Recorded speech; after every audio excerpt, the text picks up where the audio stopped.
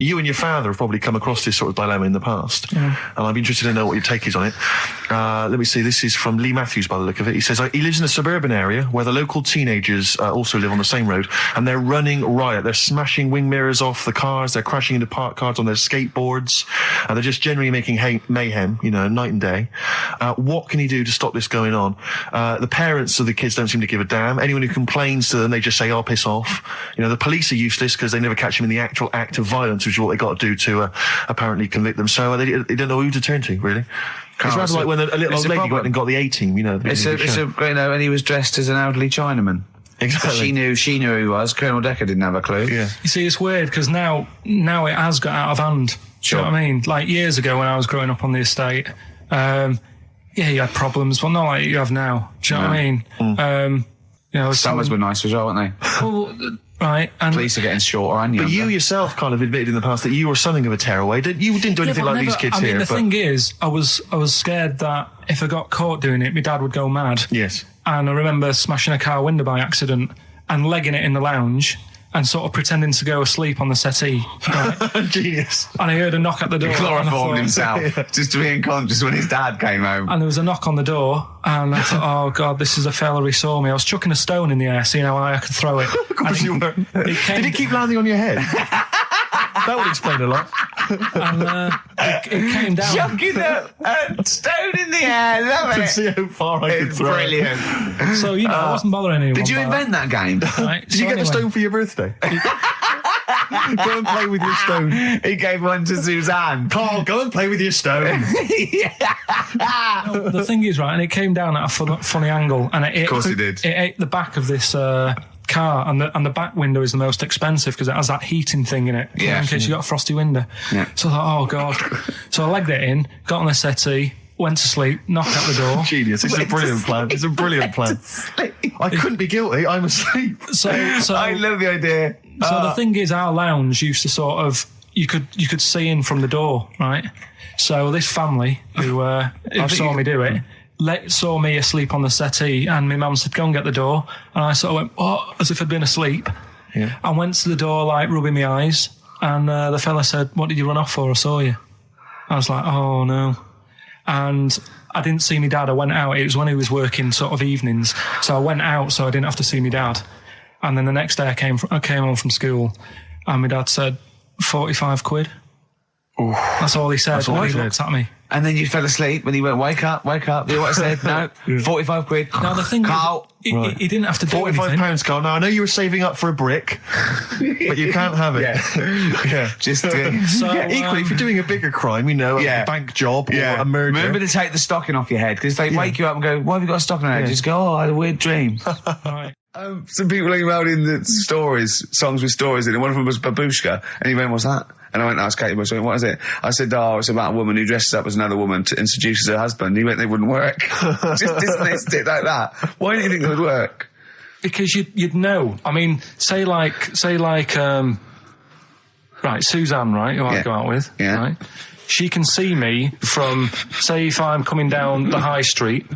Yeah. She knows it's me by the way I walk. Right. So just the fact that this woman went and put a wig on, there is no... You haven't even heard the song! I know, but you're saying that she put a disguise on and he's like, oh, I fancy her, and he takes her out, and he doesn't know it's his missus. You're not buying it. I mean, I'm controlling this. Whereas the flea with your brain going to Glasgow, perfect sense. Yeah, Babushka, rubbish. Carl, can we have the tomato story after the next tune? Yeah. Bit of Coldplay. Yeah, love it. Yeah. And you wrapped bacon around your head. That's all the bloke knew as well. Yeah. And his name was Gary. Yeah. So I'm not having it. No. And he said, see, that's why the Robin thing isn't so weird. He said, but when you said he tried it with cheese, he said I was having none of it. He's got standards. Strokes, hard to explain. Like Carl, really? Yes. So, Carl, concentrate. Yeah, go on. So, we'll leave the worm with the bacon wrapped round the head, shall we? Well, if you're ever caught in the jungle... Yeah, always carry some... Bit of Danish. Good advice. Lovely. Eminem, sing for the moment. on XFM 104.9. I'm Ricky Gervais. With me, Steve Merchant, with 5 little hamburgers. Got 5 burgers here, yep. And so I don't know, how should we begin, Carl? Do you want to just look at the size of these burgers? Look, they can see it on webcam, can't they? They can see us stuffing these burgers into your mouth. And by the way, I'm filming this, Steve. Look, Brilliant. Look, I've got a little camcorder. We'll put this on unseen footage on a DVD or something. Or maybe on the website.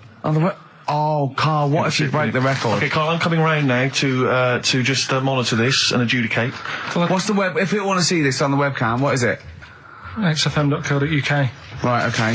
Hold on. Can I, Steve, I'm not being that? funny. I'm not being funny, right? But I think I have got like a bit of a wheat thing. You've got a bit of a what? A wheat allergy thing. Don't give me that. No, seriously, my head's... I've been eating a lot of shredded wheat recently. And my head's got a bit bigger. Carl, I don't think you can let us down now, mate. So you just got to put that... No, I can't put that like that in my mouth on its... I've got to break it up. I've got to break it up. You can't break it up. Can't break it up. It doesn't say you can on the rule thing. It does. It doesn't. I can't look. I physically can't. Try it. I can't look. I'd have to be Jay Goody to be able to do that. Seriously, look. Try it. Yeah, I know, but you're not approaching it right. That's it. Come on. That's all I'm doing. Oh, God, he's not going to do one. Keep going. That's good work. Keep going. How does he get 3 in? Keep pushing. Ease it in. Ease it Keep in. pushing. Get 1 in at least. Ease it Get in. 1 in at least. Get 1 in. Ease it in. Get 1 in. Push it. That's one. Let's go for another one. I reckon you've got to rip it up a bit. Okay, do that then. See how many you can get in. You've got to get in 2. No, just one. No. Well, it's Don't rip it up and pack it in. What is it? Pack your cheeks first. Honestly, Steve, my head is swelling a bit because I have got a wheat thing, a wheat allergy. That'd be good, then there'd be more room. Right, okay, look. Carl is now just sticking it in his cheek. Yeah. Don't eat any. You can't swallow any. It's like a hamster. You've got to work it like a hamster. Yeah, stick it in. Come on. He looks like Marlon Brando in The Godfather. Come on. Don't lose any yet. Right. Pack it in, then use your fingers to pack it in. Come on. Wedge it in. Like you're grating the bath. I can't do this either. Keep going. Keep going, don't give up so early. This is part of the problem. You just give up, Carl, too quickly. You failed again. It's like a history O level. Come on, Carl. Come on. Do something well. Succeed at something. Push it in. You've got nearly a half a burger there. Oh, I'll come round there. You're chewing. Don't chew. I've got a bit of food. I don't know what he said, but... Is that a whole one? No, it's not. I can see bits left. Come on, Carl. Come on, keep working at it. Keep working at it. But there's so much space in your mouth, I can see it. He's going red. Okay, we'll do another one. We'll do another one. That one then. We're doing a... Oh, are you alright? Are you going to be sick? Are you alright? Alright. Oh God, should we play a record? He's making my eyes water now. I'll find a different one for you. Find a different one for What him. about most grapes eaten in 3 minutes? I'll go. Do you want to do that? Grapes are easy, aren't they? That's easy. Great. Come on, grapes are easy. Come on, don't make him laugh. He's choking. He's choking. Oh, Carl. Quick! Keep going, Carl. Come on! What happened? Did he just throw up? No! Don't make him laugh! Oh, Come on! we can make wine. Come on, Carl. You're doing so well, mate. I want to go. Come on. Only... Why are you making him laugh? That was a world record attempt. Come on. He's over. Keep going. Come on. You got 25 seconds. Come on. Oh, I think that was a shame actually because you were doing well, but something went wrong. I know, and I think those are bigger grapes than the ones I've seen before. They're quite big grapes. Look at his face. He looks so despondent. Come on, Carl. 8 seconds. Just a few more. 5. Come on. What's the matter? 2, 1. It's all over, Carl. It's all over. Better count how many you did. You can get good at this. We can get good at this over the weeks. I think that was a fairly pitiful attempt, actually. I really thought you had a... It's interesting, actually. These are harder records than you might think. Yeah, I know. 6, 8, 10. How do you feel after that record-breaking attempt? Not happy with that. What are you not happy about? The fella who did it, was he in hospital and just had loads of grapes and was bored? I'm sure he wasn't producing a radio programme, that's for sure. Well, to be fair, neither are you. What was tricky about it? What did you find hard? I think having Ricky standing over me, sort of shouting, "Go on!" isn't normal. No. But that wasn't... He hasn't eaten any! Hold on, that's 50, you have to. That's quite a poor attempt then, by the seam of it. Would you think about trying to maybe do that again in a couple of weeks? Would you do some practice and try that again? No, leave it for the experts. And I noticed a tricky point, maybe sort of when you had about 50 seconds to go, you seemed to be spewing things into the bin. What was that? Again, mainly Ricky standing over me. So 88. He's got 88 left. Okay, so what's the mental arithmetic there? Because we put how many in? It was 150 in the thing, wasn't it? What did I say? What did I say I had left? Well, I'm not doing it again. 88. So you had 88 left. So 62. God, you're only at 62. What's the matter with you, Carl? There's people start you at 62. That is rubbish. That's disappointment. Let's leave that. So you failed on 2 world record attempts there. 62, and the record's that is rubbish. What were you doing? Oh yeah, but like I said, I've got a small throat. I can't drink a drink quick. Ever since the Mr. Freeze Pops when I was 6, that I nearly choked on, I nearly died on. I can't go back. It'd be like asking, I don't know, someone who got run over to play Frogger or something. What's Frogger? This is the Best Of Show on XFM 104.9. I'm Ricky Gervais, with me Stephen Merchant. Yes. I hope you're enjoying the Best Of. I'll tell you something I do know. Go on. Right? But I can't really get a question out of it. Go on, just tell us. Yeah, Hastings. Yeah. It's alright, yeah. What's there? Not much. It's just one of them Is there places. Yeah, it's good. I think that's what's good about it. Nobody knows, right? Because last weekend it was roasting, and you saw pictures of Brighton, and it was heaving. Yeah. Right. Hastings, hardly anyone there, and yeah, it's got a nice little beach. Yeah. Sand? Sandy No beach? pebbles. Well, that's all right, isn't it? You don't want the sand. Why doesn't he want sand? Of course he wants Just a sand. little bit, doesn't it? It's a murder building a sandcastle. No, you just sit there. You can't walk on pebbles, can you? It's, What do you mean? Well, it's all kind of, it's sort of a bit, dodgy It's underfoot. all right. The only annoying thing is, right, it's one of them places that it's great to visit for a day. Yeah. But I wonder how people who live there get by. Why? Because all the shops are like them things that you go in and it's like a little pebble with a pebble stuck on the top and it says Hastings on it. Yeah. So every shop does that. If you want bread and milk, You're done for. it's murder. Yeah. There must be a supermarket. I didn't see any. Seriously, it's all novelty things like that. Yeah. And then when I got back into London... Their houses. Yeah. Just covered in pebbles and, like, seashells and stuff. The funny thing is, right, it's the first time I sort of noticed somewhere like that when you go, what do you do if you just want some Brillo pads or whatever? I'm walking in London. Never concerned me, that. Never needed Brillo pads in my life. No, but you know what I mean, the sort of things that... Yeah. It's a bit tricky to find, but in London, you've got the coverage. Yeah. Now, the weird thing is, I was walking home from... We went had a drink the other night, right? Yeah. Walking down the road, and there was a shop that just sold, in London, chess pieces. Yeah. Is that the one on Great Portland Street? Round the corner from it. Yeah. Yeah. Well, that's... I think that's mental. I remember being in Brighton once and seeing a shop, and all it sold was the foam you put inside cushions. Yeah, there's one of those at Pentonville Road. But I don't know who opens a shop like that. I know where these I'll tell you, things are. There's a hole in the market. Yeah. What was that shop we walked past yesterday? And it was like something really, really...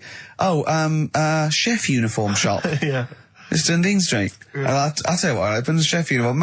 Mainly sort of check trousers and white hats. But there must be a lot of chefs around. I'm eating all the time. Someone's making the food. Yeah. The funny thing is, on the chess shop, right, they mustn't have been doing that well. And someone must have, the bosses must have been sat there going, not really working this, is it? Yeah, right? people only buy one chess set in their life. Yes. Right. Yeah, but the funny thing is, on the door, it's just said, come in and browse. Which I thought was odd. Did right? you? No, it was shut.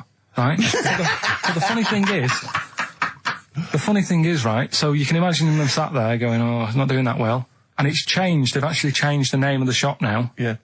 And now it says chess and bridge. Right, they've had to expand. So they've opened it up a little bit. Yeah. Yeah. But still, What do you buy for bridge, if not I don't know. cards? I don't know. I don't know, I don't play bridge, but I don't know, I don't think you need a lot of stuff for bridge, except a pack of cards. I remember going A table. when I was on Three friends. on holiday once in Devon, past a shop. I don't know if you ever need it. If you ever need an antique marionette, let me know, 'cause I know where there's a shop. Okay, yeah. Antique marionettes. I know. Again, you only need one, unless But I you're a want to know collector. who goes into this business. Well, son, what are you doing? Going to university to do law, father. Well, there's a factory there that makes the little plastic bits that goes on the end of chair legs. Do you want to take it over from me? We're not ready, no. It's all set up. Yeah. It's all set up. Oh, God. All right, Dad, but just for a couple of years. Someone's got to make them. Someone's got know. to make the little plastic bits that go on the end of chairs. Well, if you make them, call us on 123497734. Weird though, isn't it? Weird. Weird, though, isn't it? Right, listen, songs of phrase answers next. We'll go out the Well, way. I'll tell you what, play it once more so that people have got a chance to actually enter. Hang on, you keep can't be talking, bothered. keep talking. Oh, I can't be Should be ready, Carl. This is terrible. Here we go.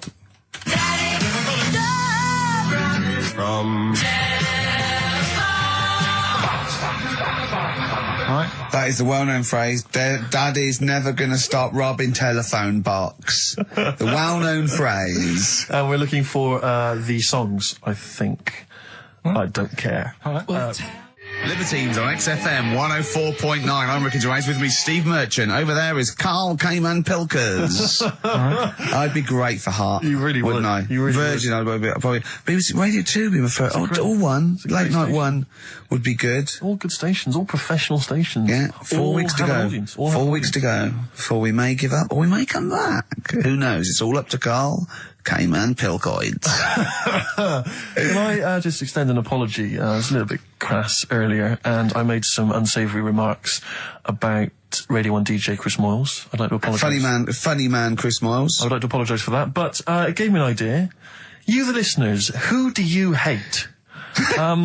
Email in ricky.gervais@xfm.co.uk. I just think that we've never really used XFM as a kind of, well, as a research tool, really, and it seems to me that we can get great And opportunity it's here. this, we don't sort of do this thing, we don't go on there and sort of like slag off other people and people in the public eye. Well, we pick on targets that That can't fight back. helpless, the elderly, you know, people suffering in some way that really, and particularly we don't want to pick on people like Chris Moyles, who's got a big platform, much bigger We platform. want people who can't answer back. Yeah, who do you hate? That's us. Who do you hate? I don't want people you went to school with or your Do you know what boss. I hate, Steve? Who do you hate, Rick? Right, my top three, just in the top three, would be Hitler, Yeah. Mussolini, and General Pinochet. Really? No, probably Moylesy, Harry Potter, and Jamie Oliver. Nice. But what are your top three? No, don't make them comical. Don't make them. These are the people that wind you up when you see them on TV. If you hear them on the radio, if you see them in a magazine, they make your kind of blood boil. Might be us. It could be us. I'm you know, expecting that. we know that. We're not stupid. We could take it as read that it's us. Yeah, And then if anyone other let's than us- assume it's us, so we want other people. Yeah. But I want to drop the top 5 people. I don't want to hear things like Tony Blair and Jeffrey Archer and fascism. No. Just people who make your flesh crawl for no fault of their own. Well, really? Well, sometimes their own because Yeah, they're yeah. talentless or fat. But that'd be good. That'd be a good long-term poll over the next 4 weeks, and then in 4 weeks' time we go. Well, we're off. We're in the top 10. Exactly. But here are the other 9. So I think it's just genuinely going to be quite interesting. So ricky.gervais@xfm.co.uk. Maybe who you hate and why. It's like giving a reason in the diary room. Yeah, that You would work. can't just nominate someone. You've got to say and why. Sure. But if you You can't know. be bothered to write and why, just nominate. Yeah. Because that means we've got a lot of reading to do if they start doing that, Rick. Yeah. Keep it down to one sentence. Yeah. You know, so the reason to be so and so because they can't walk, something like that. Sure. Maybe. Now then, we were playing earlier songs of phrase. We have had. I mean, the answers I could literally count on the fingers of one hand. Now the right answers even less so. But do you want to play it once more, Karl? Oh God.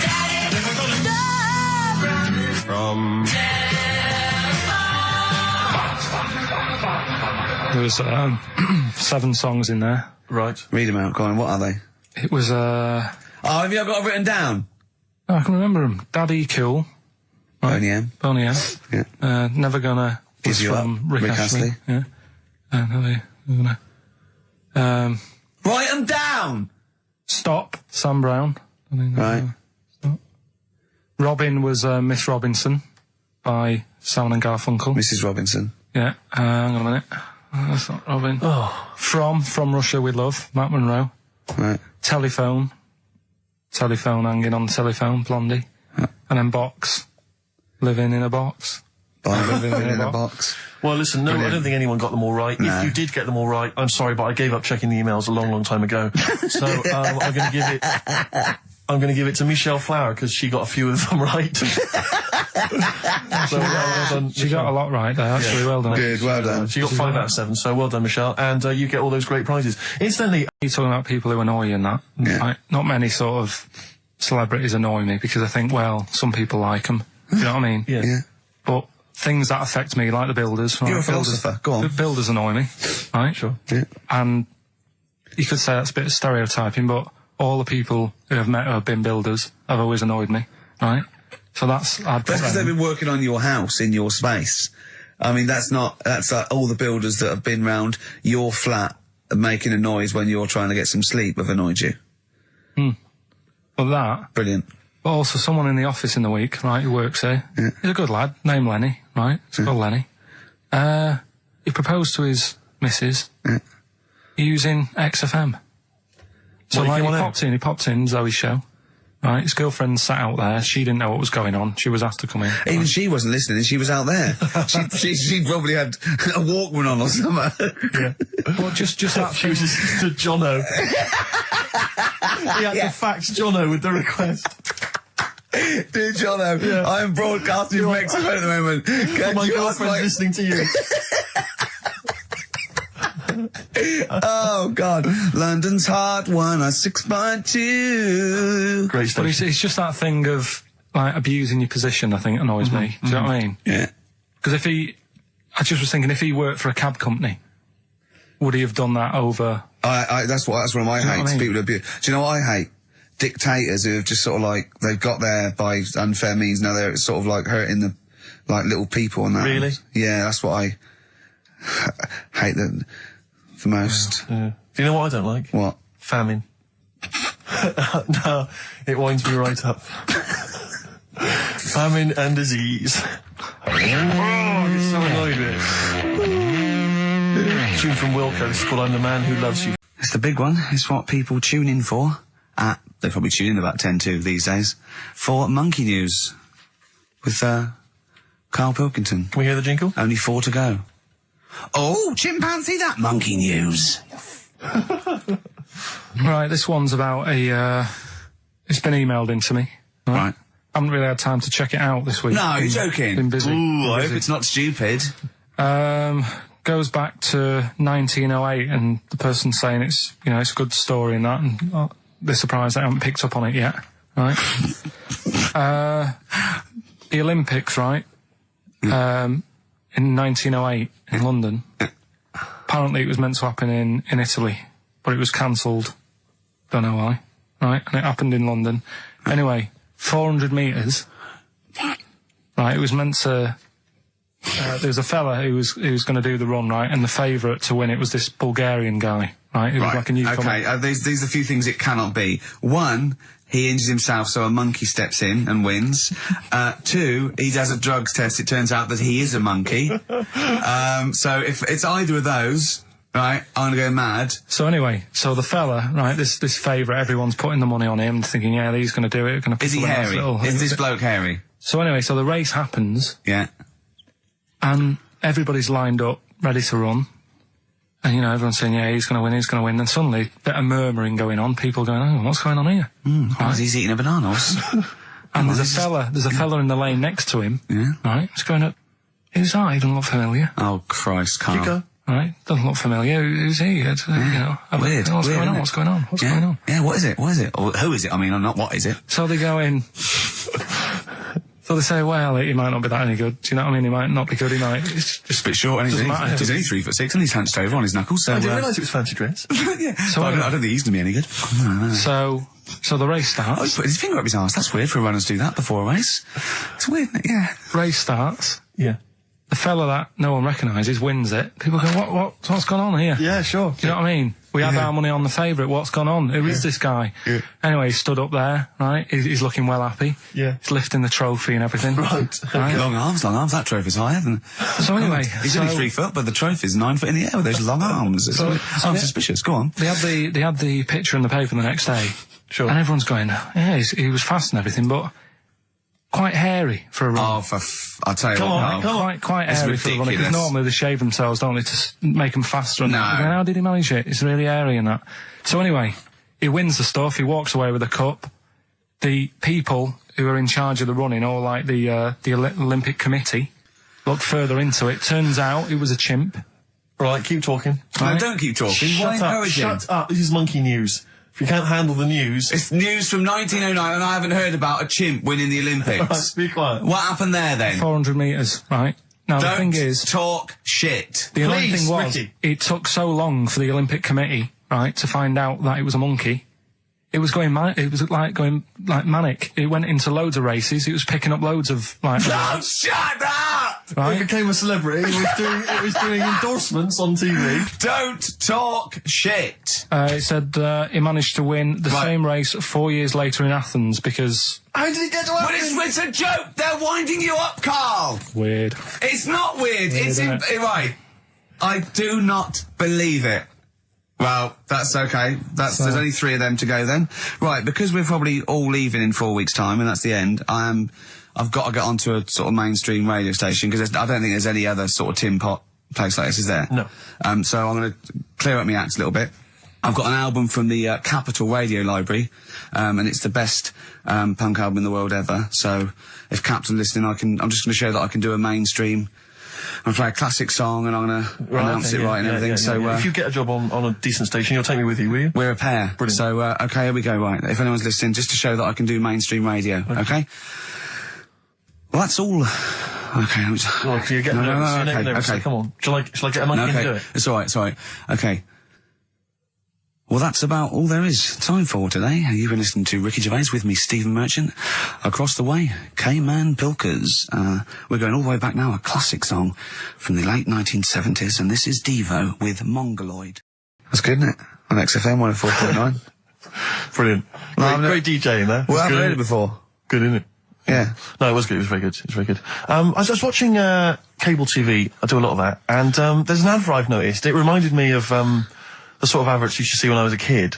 It's one of those attempts to kind of educate young people, but doing it in It's on MTV, but it's one of those things where it's clearly been made by people who are in their mid-40s. Who have never been cool. Yeah. Who've been working really hard to get into TV all their lives, and now are trying to appeal to, you know, funky and possibly wayward young people. Yeah. And it's kind of... Nerdy wells. Yeah, exactly. And it's a kind of stunning model, and 2 of her stunning model friends, but they're just a couple of average girls, you know, going about their business. And, you know, it says something like, it's all shot very funkily, like a kind of, you know, lock, stock and 2 smoking barrels kind of thing. And it's a girl, and she's just grooving along with her friends, and it's kind of like, the captions are things like, you know, Isabella's 17. She's cool, she's quite funky, she's got these great friends, and they're sort of hanging out, laughing. And she just pops into a tattoo parlour. Why not? Her friends are like, what are you doing? But she just goes in, you know, she has a tattoo done. And it sort of says, she's wild, she's crazy. You know, she lives life as she sees it. She takes every day as it comes. She's not tied down or anything. She doesn't smoke cigarettes. Yeah. So if if you think she's cool, if you think she's cool, if you think all this is cool, then you probably won't want to smoke cigarettes. Exactly. If you want to be cool, then like Isabella or whatever. Except the thing with that is that people watching that, the youth watching that will go, well, Bill at my school, he smokes and he's cool. Exactly. Yeah. Well, this is the problem with it. Yeah. It's not that the impulse is wrong. The message is fine. It's just this thing I can't imagine those things ever working with young people. No. With youths. It's like when you know, what was it? What it will do is that you'll get a lot of 13 and 14-year-olds sneaking out and getting a tattoo. Exactly. So the parents be going, I'd rather she smoked. Exactly. She might give that up sometimes. That's her life. She's got a spider's web on her face now for the rest of her life. Yeah, exactly. Yeah. But it's like, you remember that thing when they tried to get young people to vote? Do you remember that? Was it Rock the Vote? Was it called Rock the Vote? Was it people like Billy Bragg and people kind of... Yeah. I don't know who that appeals to. I don't know, you know, some youth is kind of smashing up a bus shelter, throwing bricks at old people. Goes, what's that, Billy Bragg? Billy Bragg, yeah. I just can't, I don't believe it ever. I think it was Mick Hucknall was another one. What's that, Mick? Oh, dear. I remember the ones where he just, if you were going to go off with a stranger, your cat went, well, don't. Yeah. Ask mummy first. Yeah. And I remember I was trying to jump in cars left, right and centre, but my cat, when I was like 5 or 6, would go, and I go, good point. Yeah. You're right, he could be a nutter. But I seem to remember the Charlie's. The Charlie Says. It was Charlie Says, wasn't it? Yeah. Charlie Says. Charlie Says. I always find them really unnerving. He lived in that really eerie kind of world where you never really saw cartoon. anyone. Yeah, but it was very kind of, it was very eerie. It wasn't a very kind of comforting No, world. they hadn't spent a lot of money on the cartoon. No. But it was, I always got the sense with him that he was probably really quite lonely. But what I like the fact is that And he had a cat, Mummy and the was cat so could talk. pleased, but by the time I came out, they'd gone off and I missed the picnic. But Mummy was so pleased that I'd asked her, she gave me an apple. No, I think and she said- Charlie got something he liked. He gets a fish, Yeah. right? I was thinking, an apple? No, I seem to remember it being that, I'll get an apple anyway. Get me some sweets. yeah, or a tattoo. I always thought there was a con when your parents got you some clothes you needed for Christmas. Yeah. I'm not falling for that. Exactly. I'd go, look, I'm getting the clothes anyway. I want battling tops. But the Charlie Says, I seem to remember when they asked him to go off for the picnic, by the Yeah. time he'd asked Mum, because she was on the phone, Yeah. I don't know who she was chatting to in the middle of the day, Yeah. the kids had gone, One of her, and I seem to one remember of her that, clients.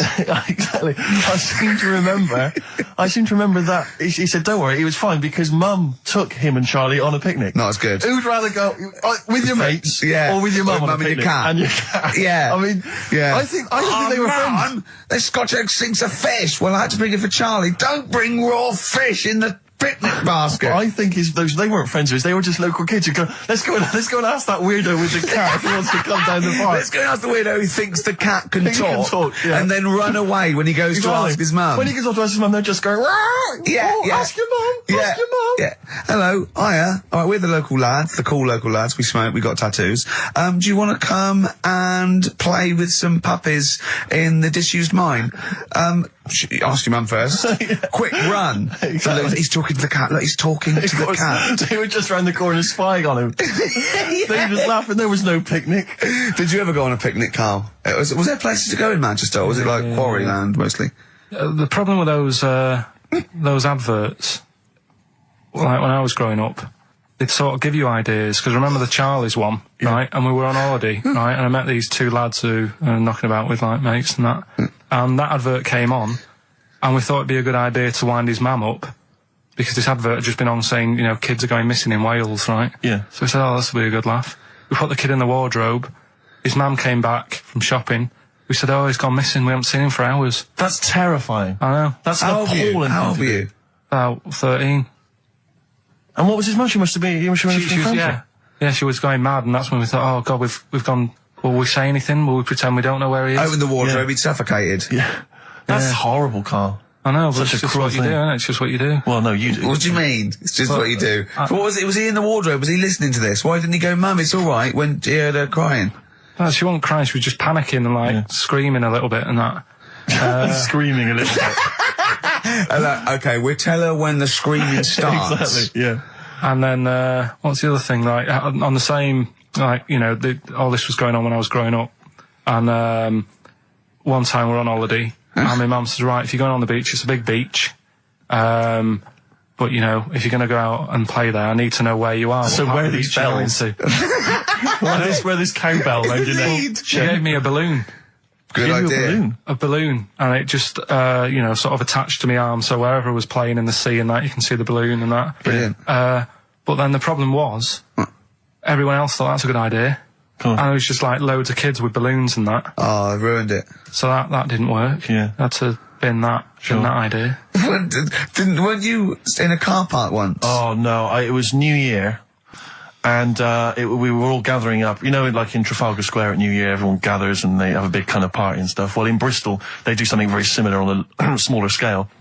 And I was there one New Year, I was with my friends, and I for some reason I picked up a balloon during the evening. You know, I don't know where I got it from, but I was holding this balloon, and these girls came up to me, and I thought, yeah, nice, you know, maybe a little New Year kiss. They came up, they said, hey, are you going to be here for a while? And I said, well, yeah, I probably will. They said, it's just that we've arranged to meet back at you at midnight. What do you mean? Because I was so tall, I had a balloon. I was towering above everyone else. I said, what? I said, we're going to meet back at you at midnight. They said, don't worry, you can go about your business because we can see you wherever you are. This is where Nelson's column is. No. No, this is in Bristol. Oh, right, okay, yeah. And so I'm sort of wandering around, and then at midnight these two girls turn up again, and some of these lads come and meet them, and they're sort of laughing and joking. I'm thinking, they're probably going to invite me back to a party. I watched them get in a cab. They went off. They had a wild night. But then I did have a balloon, so it was a great New Year for me. I did have a balloon. Oh, should we have a little bit of Tupac? Yeah, if you want. Yeah. There's a great lyric in this. It's picture me rolling, right? But at the end, he starts saying about look at me now. I'm drinking Remy and I'm in a Rolls Royce. And he goes, oh yeah, I forgot the DA. Can she see me from here? Can you see me, ho? And I think this is like District Attorney turning on the radio and Tupac going around going, can that ho see me? She's going, yeah, I can see you. Yeah, it's brilliant. Tupac. I'll tell you what, we should get rolling. Rockbusters. No. All right. No. Well, he has done it. He just said that he was worried about it because we said it's the last one. What do you think, Carl? I just don't think can I just say now, Carl, seriously, I'm only responding to what we're getting on the email, which is people do not want Rockbusters. They really... There's one guy here he says, it's James Pooley, he says he's preempted Carl by giving my answers to this week's quiz. I don't know what the clue would be, but his answer is no Van Ear.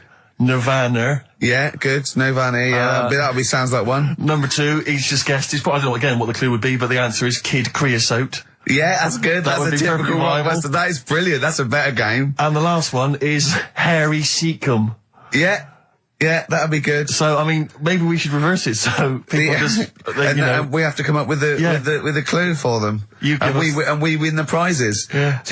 Have you got prizes ready as well? It's all there, but... Oh, I feel sorry for him now. Read what the prizes would have been. I'd rather just give them away to the first person to email in, frankly, than have to go through the torrent of Rockbusters. God! Look at Carl's face! I wish we could... Oh, can't we get this on telly just for Carl's face? Hey, I'll tell you what we could do, Steve. You know, like Smiley Miley and that used to take the Radio 1 Roadshow out? Oh, man, that would be amazing. Come on. Should we take it out? Hello, Bournemouth. Yeah, how many miles have I done? Don't care. No, should we do this? How many miles have we done? Well, XFM's down the road. Yeah. 1. Yeah. Should we take it out the road just so they can see Karl Pilkington? To be fair, though, you're not really keen to leave W1, are you? Well, we wouldn't. Right, so where exactly would we take the roadshow? We'd do it outside. Outside the building? Yeah. Right, okay. And what would we do? It's called a roadshow because it's in the road, I imagine, isn't it? And we'd give away T-shirts? Throw in T-shirts, and then we'd have a band. We'd have band playing. What was that band playing tonight? I forget, something Diesel, was it? Yeah. See, instantly forgettable. That was my point, really. we could have them on. Yeah, great. Yeah. Get a couple of celebrity pals down. Someone from Big Brother 2. That would be ideal. Well, Josh, the other little gay fella. Yeah. He'd come on, just wave. Yeah. I'm beginning to like the idea. Yeah. Brilliant, yeah. So we'll have Josh, something Diesel, we're playing the Bull and Gates tonight, whatever it is. Yeah. Right, I'll throw out some T-shirts. Yeah. And then, Karl will do a live Rockbusters. Yeah? Well, I don't know. Do you want it? I just think that ruins it slightly. It would just bring the whole afternoon down, Rick, I think. We get it sponsored by someone. Yeah? No? Well, I'm just trying to inject a bit of... Read the prizes, what they would have done. There's a PlayStation game here. I guess it's maybe not been released yet. It's a little demo of that. What's this? The American Song Poem Anthology. I don't exactly know what that is again, but lots of songs on there and a couple of compilations, arbitrary compilations, the Club Anthems compilation, the best summer holiday album ever. Wow. You've certainly sold it to me, Steve. The best air guitar album again. Brilliant. And an old edition of Only Fools and Horses. So, you really haven't put the effort into the prizes, Karl. So if that's the prizes, if that's the whole point of the competition, and they're the best prizes you could conjure up, in God's name, how bad are the clues this week? That's why he doesn't want you to do it, Karl. Oh, we won't bother. Forget it. Doesn't matter. Good. Excellent. Well, that's resolved. Brilliant. That's excellent. What we have got, though, is Educating Ricky, haven't we? Well, another one of my little things. Oh, it's brilliant, then. So how long's this going to last before you want to get ditched this? Well, we'll see. A couple of weeks. It's not like that, Karl. It's all one. It's one love, man. We're on the same team, man. Yeah, we're just one voice, man. One true voice. Like those lads. Yeah. They could play. Right, well, the Educating Ricky. Get it sorted. Well, I think we should have a White Van Man session. Oh, White Van Man. I think people tune in for the White Van Man Yeah, session. people who haven't tuned in, they don't know. If people aren't familiar with this, The Sun runs a column every day which is asking some punter from the street their views on the week's big events, and we just thought, why not hijack that idea, but apply it to Karl Pilkington. Karl? I've seen much news again this week. You've not seen much news. Don't worry, I'm sure you have an opinion on it. Just give us it from your heart. So Gladiator. Okay, so, well, on the subject of Gladiator, what do you make of Russell Crowe's appalling behaviour at the BAFTAs? This is, I heard a bit about this. This is, when he got some director or something, because... Director or producer and threatened him, because they cut his bit, didn't they? They cut a poem that he'd done during the acceptance speech. I watched it on Sunday night.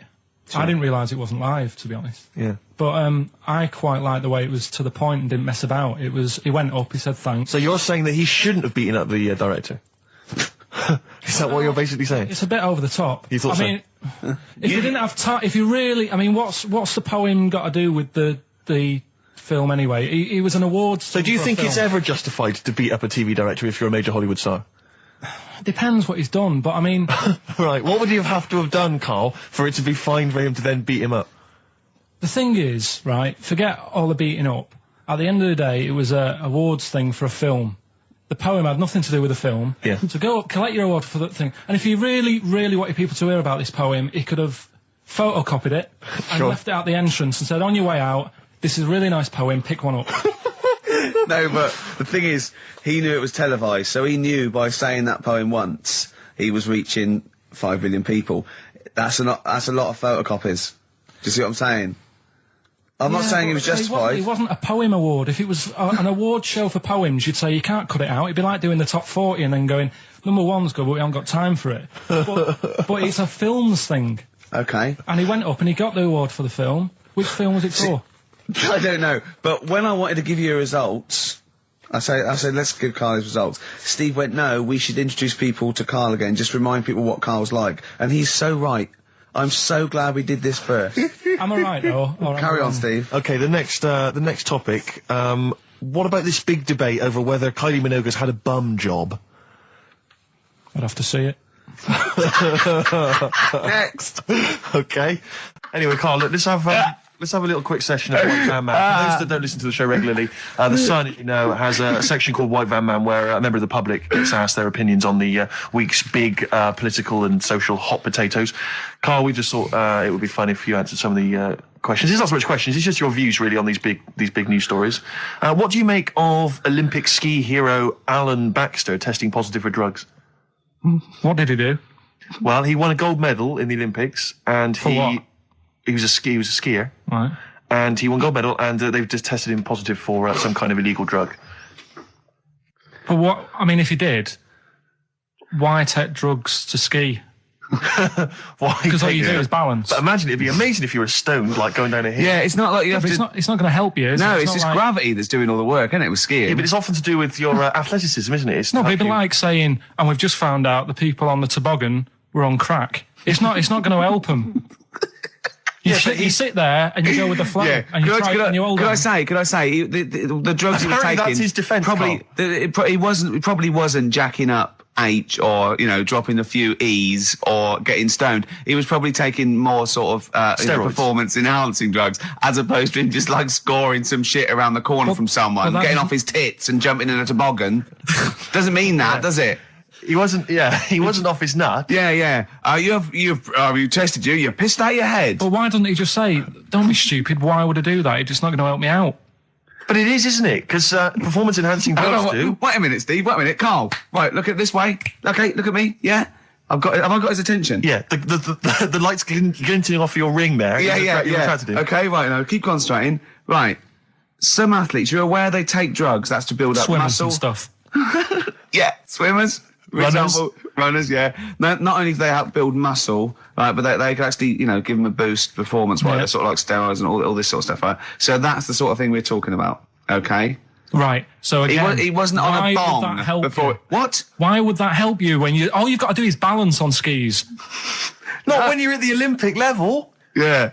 There's a lot to do with, your body and your legs. It's practice, isn't it? It's like, if you've skied for years, then you've got good balance after a bit. Oh, do you know what, Carl? Do you know what? You've made a mockery of drug taking. Well done. Right, next one, Steve. I hate this. Okay, what about the fact that the pension crisis is going to force Britons to work into their 70s, Carl? You might have to carry on working into your 70s before you can claim a pension. I think it's a good thing. Because you see a lot of old people who look bored. Okay. And I honestly think if you keep your brain busy, you'll live longer. Yeah. It's only when you actually shut down, right, that's when your body sort of dies because it doesn't feel it has a purpose. Yeah. It's like if you've got flu, keep going to work. If you have a day off, you just feel worse. You'll mope about at home. Doesn't do you any good. What about where do you draw the line then? What if you say lose a finger? Pop into work? Depends. If you can't concentrate because it's painful. But what if you're a typist? You're not going to type as many words, but you'll do more at work than you would having a day off at home. Sure. Okay. Right. Steve, it's time for White Van Karl. We should definitely get some jingles. I think the show sort of lacks jingles, I think. Yeah. Noises. Yeah. Funny sound effects. Yeah. Wow. Yeah. What's Mr. Nosy Neighbour interested in? Hello? What's going on here? Oh, we should definitely get some pre-recorded comedy noises, Carl, for next week. That's my job, but unfortunately I'm busy reading about Hitler.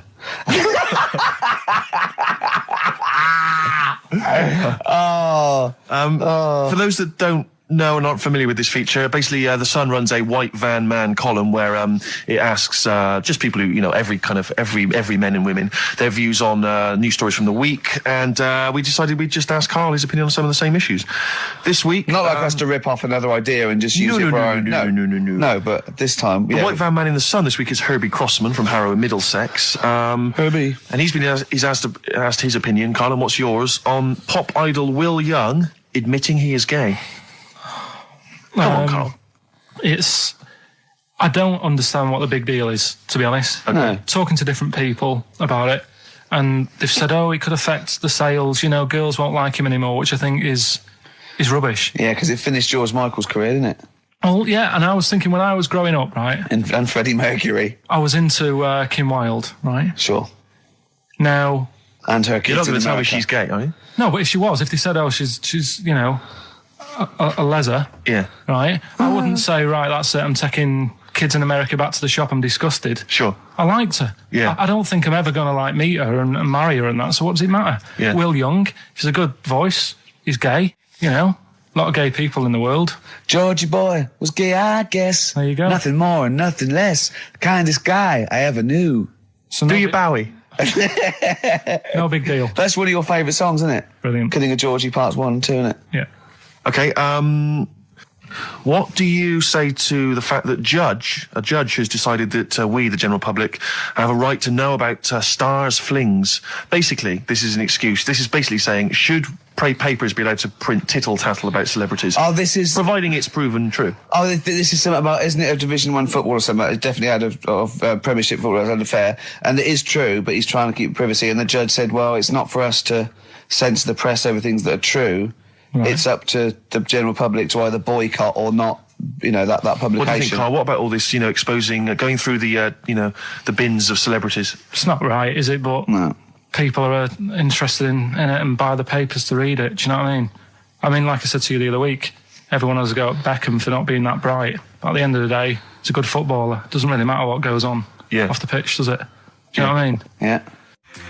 Express 2 featuring David Byrne, Lazy, XFM 104.9, 1:45. I'm Ricky Gervais. Whatever. See, you're eating a biscuit. I can't believe it. Are you bored with this already? Do you know what? MTV called me last week. They called me again yesterday and said, when can they come down to do they're coming down next Saturday, by the way, to do a little screen test for you.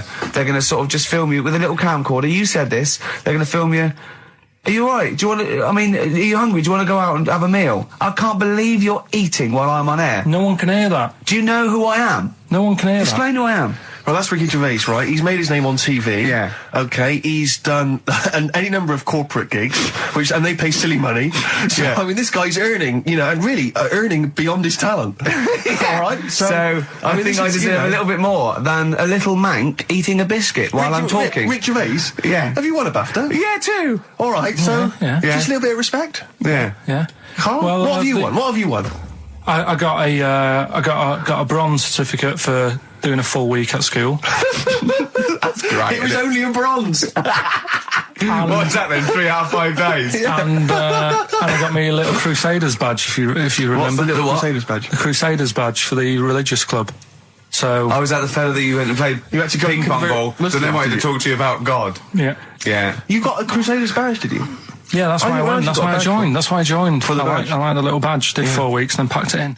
Travis on XFM 104.9 on Ricky Gervais with me, Steve Merchant and Karl Pilkington. We're doing Educating Ricky. Right, final one. Come on, Karl. Right, what was it? It was, why don't they just get a diary or some paper or something to write on? Yeah.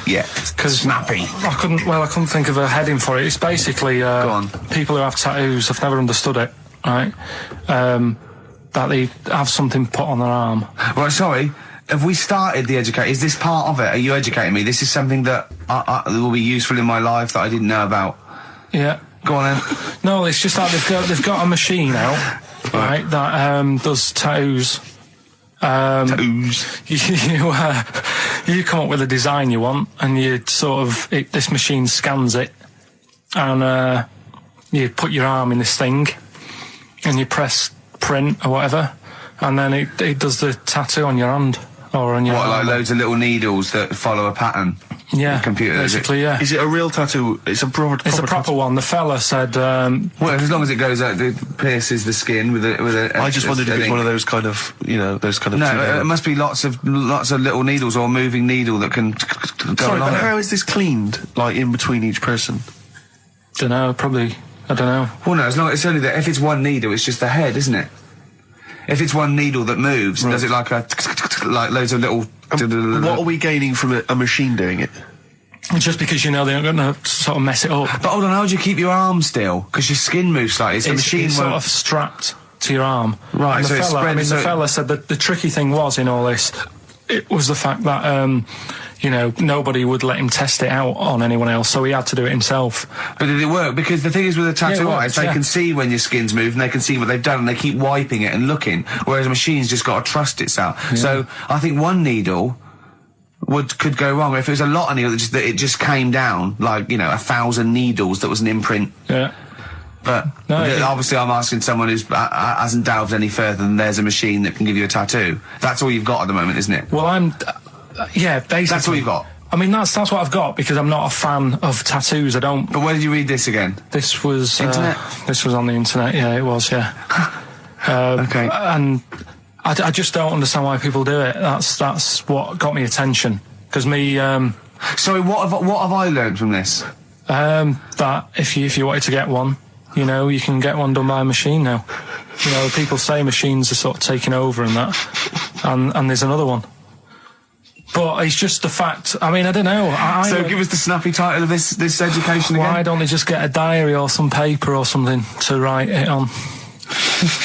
That's why I always think when I see people with loads of tattoos, like there's that fella who we were talking about the other week in Scotland who was covered 99% in tattoos.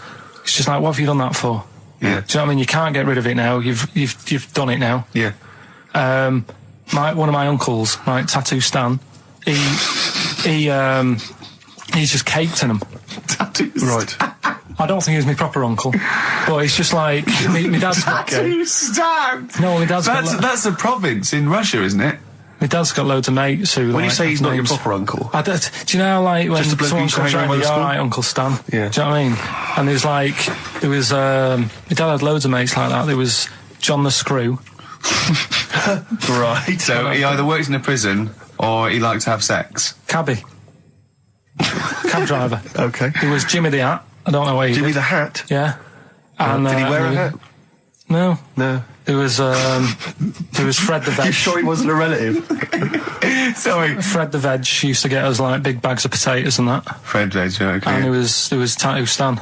Right. And he was just caked in them. And I used to always look at him thinking, why have you done that? I must have only been like, 6 I suppose or 7. if you're born with a name like Tattoo Stan, Exactly. you're destined, aren't you, were really? they like a 1950s gang? I'm worried about... I'm worried about... doing a bank job. What was his name? The Hat? What was his name? Jimmy the Hat. I'm worried about Jimmy the Hat. Yeah. Not having a hat.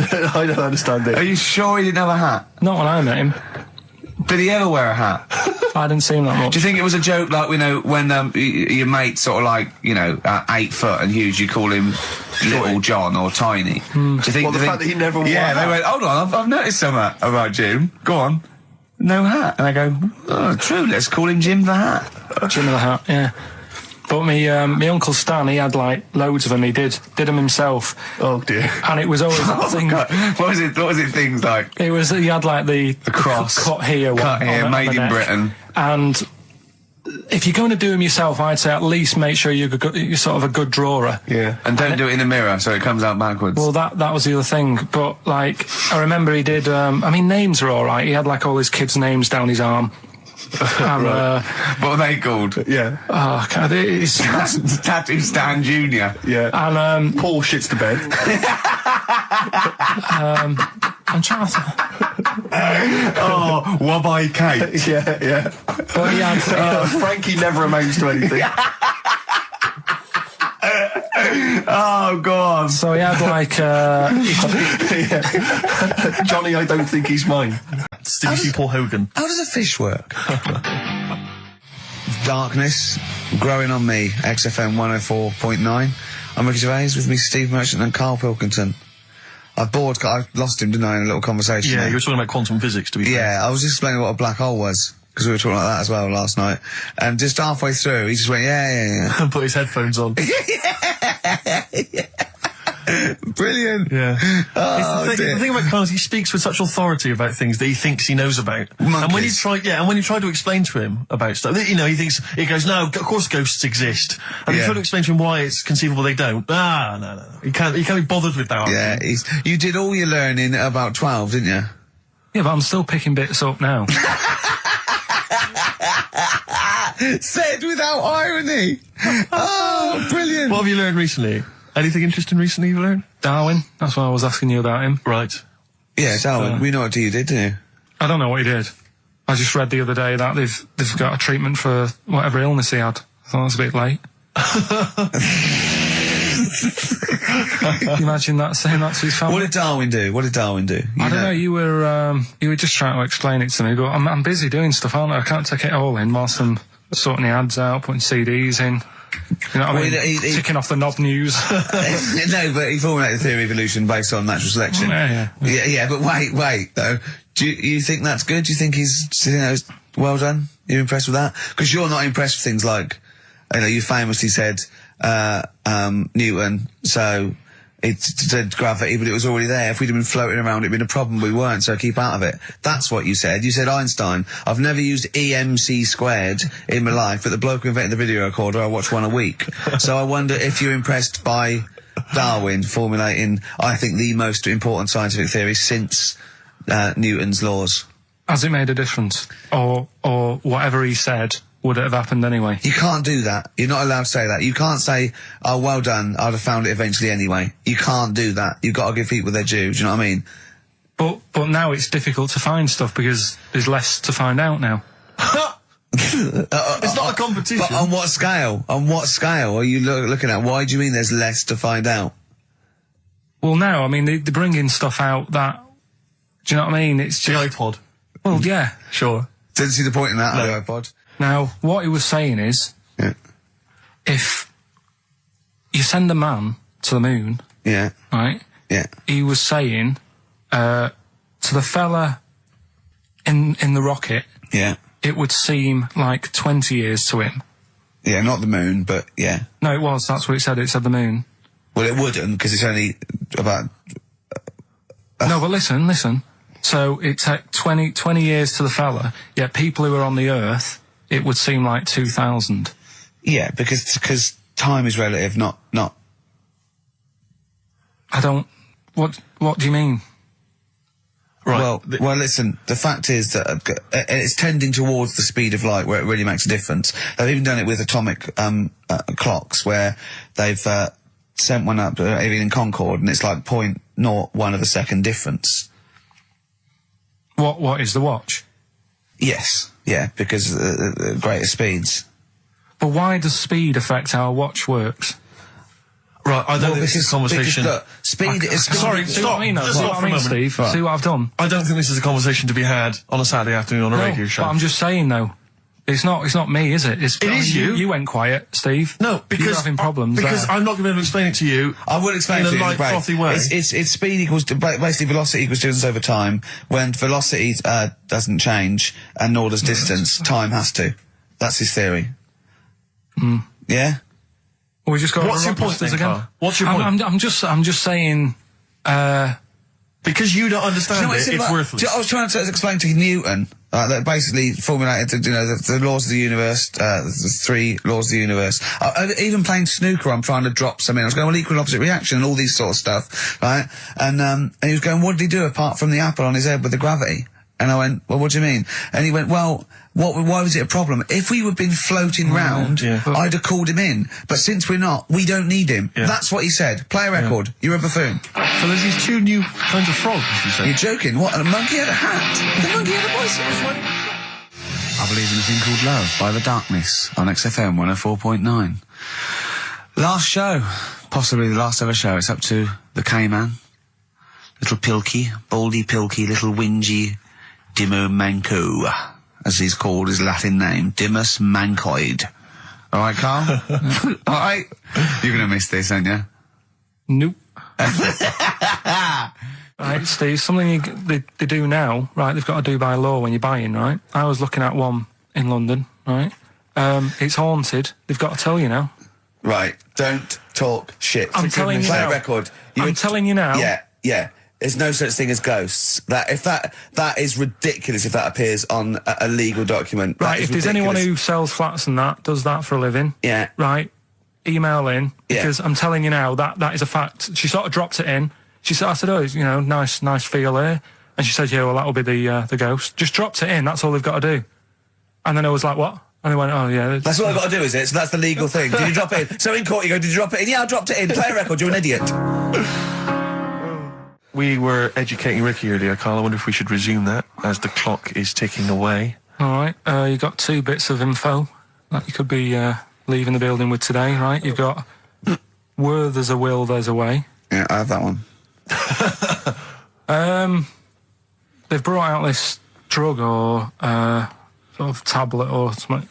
Yeah, you looked into it then. Yeah, go on. Carefully researched. Yeah, brilliant. Which means, like, an 8-year-old woman can have a kid. What do you think of that? No, it doesn't. What are you talking about? You can inject a woman with something, 80-year-old, and it means, she's got more time on her hands now and that. It's better to have a kid. She can have a kid later on in life. I just realised where there's a will. Yeah. Very good. Very good. Right, well, let's just move on from that, because it's clearly drivel. No, it's not. I think it's a bad idea. Of course it's a bad idea. Right. I'll even give you that it's true and possible, and it is true and possible. Okay, it's not even recent. It's like a few weeks old. Yeah. Okay. Well, it's terrible. No, you shouldn't do it. Yeah. All right. What's the final educating Ricky? So far, I'm not impressed. Get her a cat. Get her a little Pekingese. Don't let her have a child. Yeah, but it's meant to get you thinking, like you're saying. Well, she shouldn't have a kid. By the time he's 5, she'll try and pick it up, and her arms will break. Whose arms? Moving on, what's the next one? Would she be able to breastfeed? Yeah. And she'd be able to do it standing up while he was on the floor. Talking to nipple. Come on. There's a lovely juicy pair over there. Okay, I think that's the last show. People should actually phone in and speak to Carl and try and convince him. Forget that. Yeah, what's the number, Steve? Forget that. We haven't got time. Yeah, he hates answering it. We'll do it during the record. Phone in if you want to speak to Carl, if you know the number. Call in, try and convince Carl to kiss a little nipple. Don't want to. Yeah. Right, what are we doing? Are we... What's the last educating Ricky? Come on. Hook, line and good thinkers. Brilliant. Okay, yeah, cool. Sounds good. Go on, what is it? They've found a lot of fish with 2 heads. What do you think of that? Well, don't know. What do you mean they found a lot of fish with 2 heads? Who else? They've been messing about, basically, these scientists and stuff, and they've said, look at this we can do. And they're making loads of fish with 2 heads.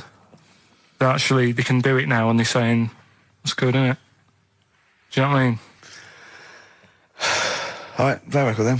Yeah, but what do you think? I think if they can do that to fish, they should try and do it to you, and then at least you'll have 2 brains to work with. Yeah. And we might... Arguing. I'd love you arguing with yourself. And you end up you're walking on the street, but you're just headbutting each other. Just cracking heads in the middle. Squeezing fun you'd have for it. I wouldn't know what to do. I'd bang them together. It'd be like one of those kanakas you used to have at the playground on the string. I'd just whack them together. I hit your head on the window, didn't I, to see what the noise meant today, didn't I? Yeah.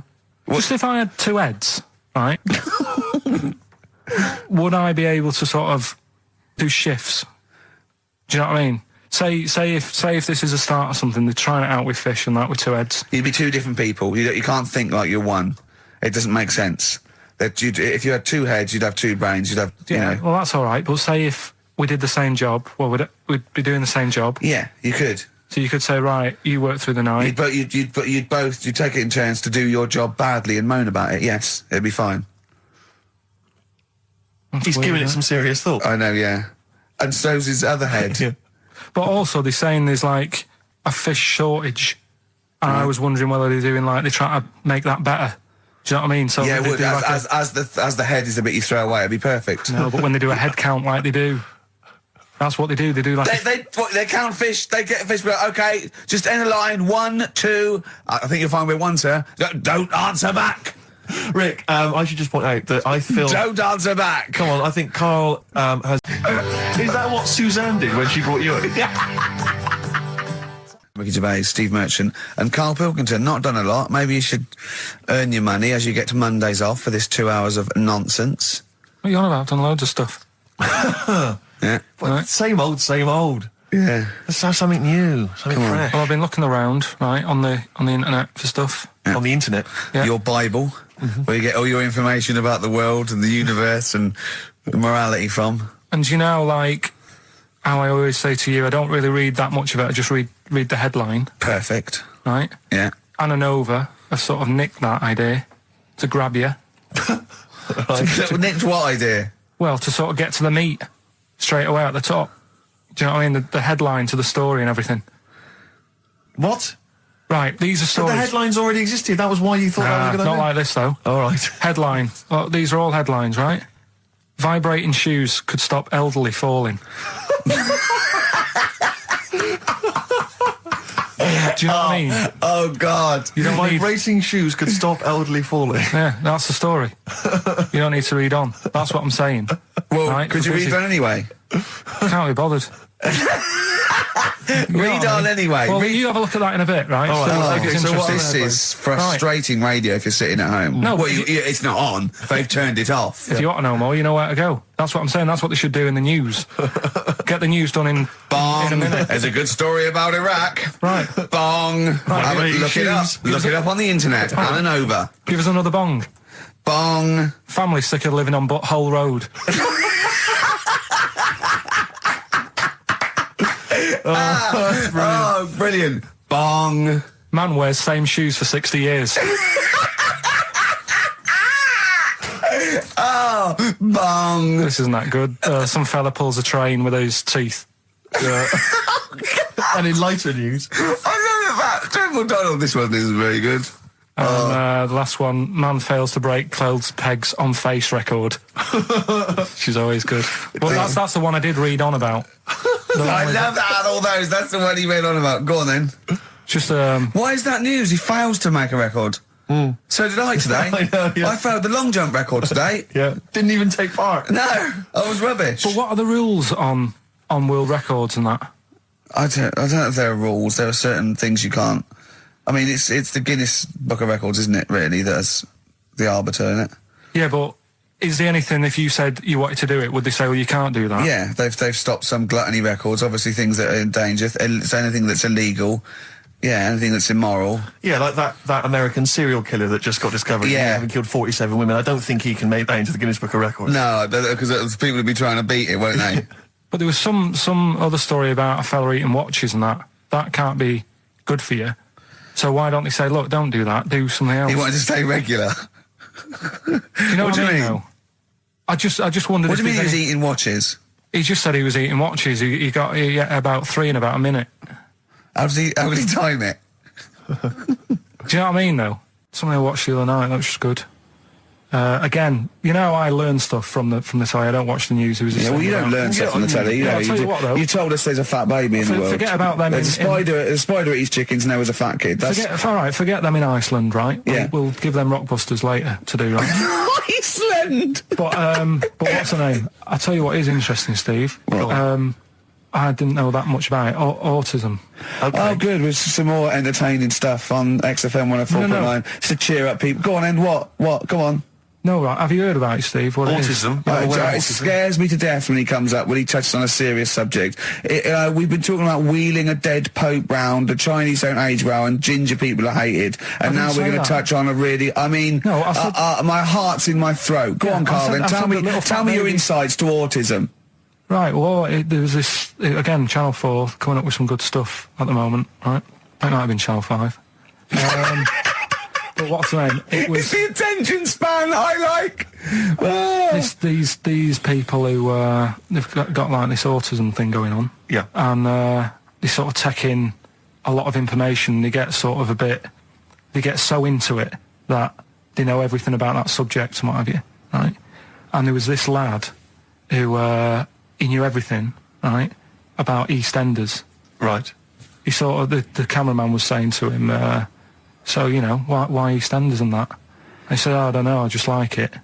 And he said, I remember when I first watched it, it was a Thursday, it was 5 to 8, Pauline Fowler walked in, she had a pink jumper on, she said, all right, love. And he remembers everything from that moment on. Yeah. Right, and everything, which is great, but then the way the programme was making out, it was almost like they were saying it's a disability. Right. When in a way, it's more like a superpower. Sure. Like Rain Man. But if you can take It's Rain Man. No, I'm he not. has special autistic powers. Oh, God, we must send for Rain Man. I don't know what to do. So I don't know what to do. So he would be a great contestant on Mastermind. Sort of autistic Mastermind. He'd Well, be what I'm dynamite. saying is, don't be watching EastEnders though. Sort of, why didn't they give him an encyclopedia and say, get into that? Sure. That'll be useful. Yeah. Keep him away from EastEnders. Wasting his time there. But I don't think it is a disability. No. Yeah, there are other things, and they're not. It's also autism is a matter of degrees. From what I know, and I'm sorry to have to do this, but I feel that I have to at least be the voice of reason, as ill-educated as I am on the subject. But I think there's degrees of autism. I think some are higher performance than others. There's other issues with it. It's not they're just got good memories. They don't go around doing tricks for people because they can remember stuff. There are other issues with it.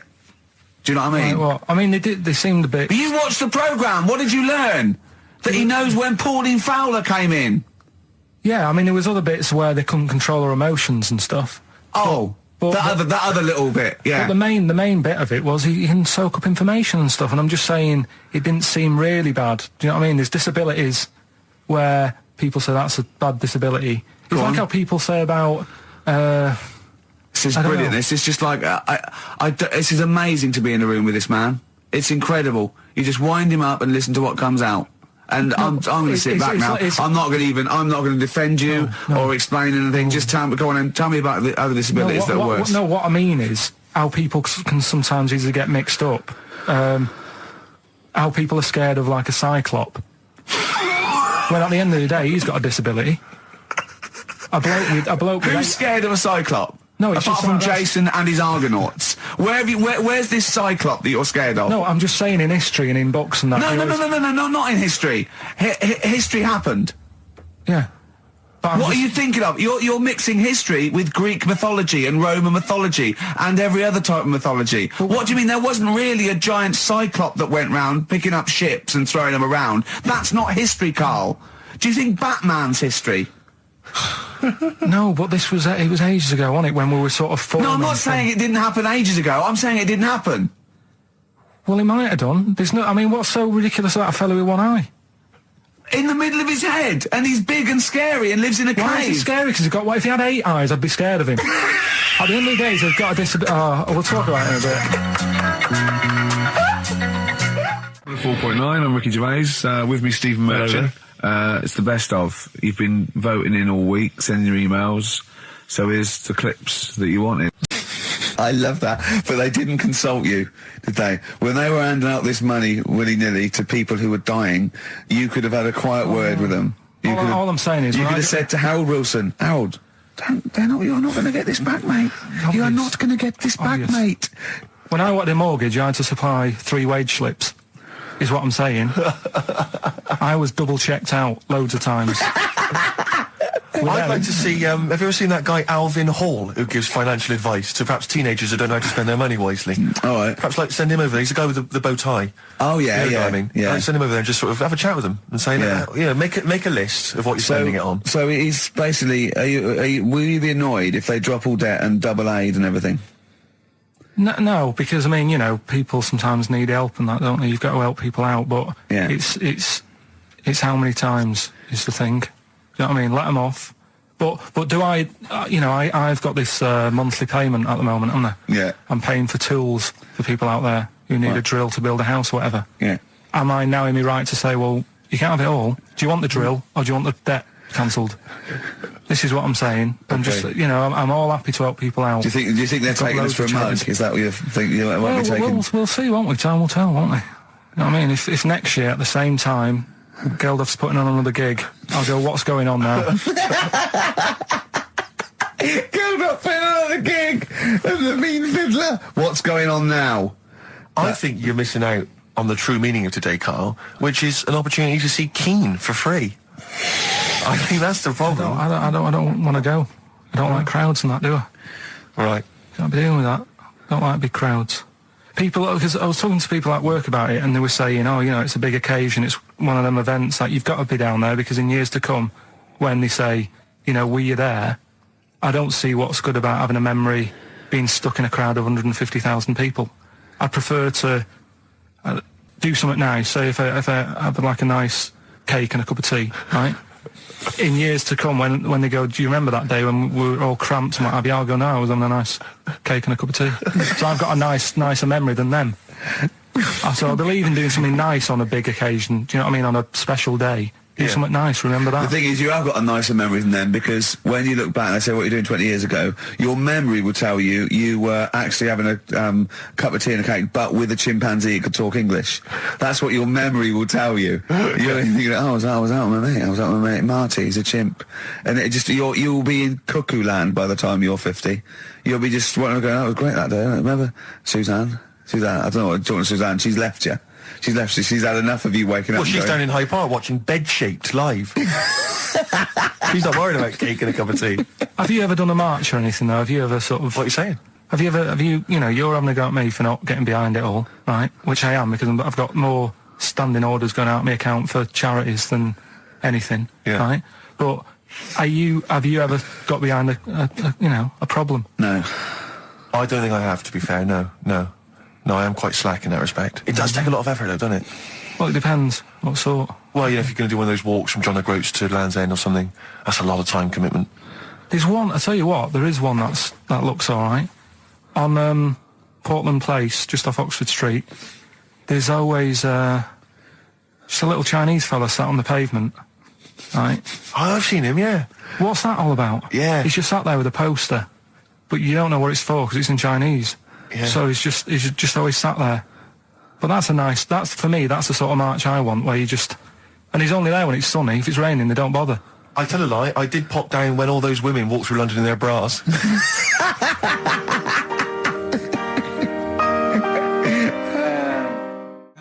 Embrace and Gravity on XFM 104.9. Those papers, no. So, Is this the same one or a different fella I think it trying might it be on? the same guy, I'm not sure. Trying it on.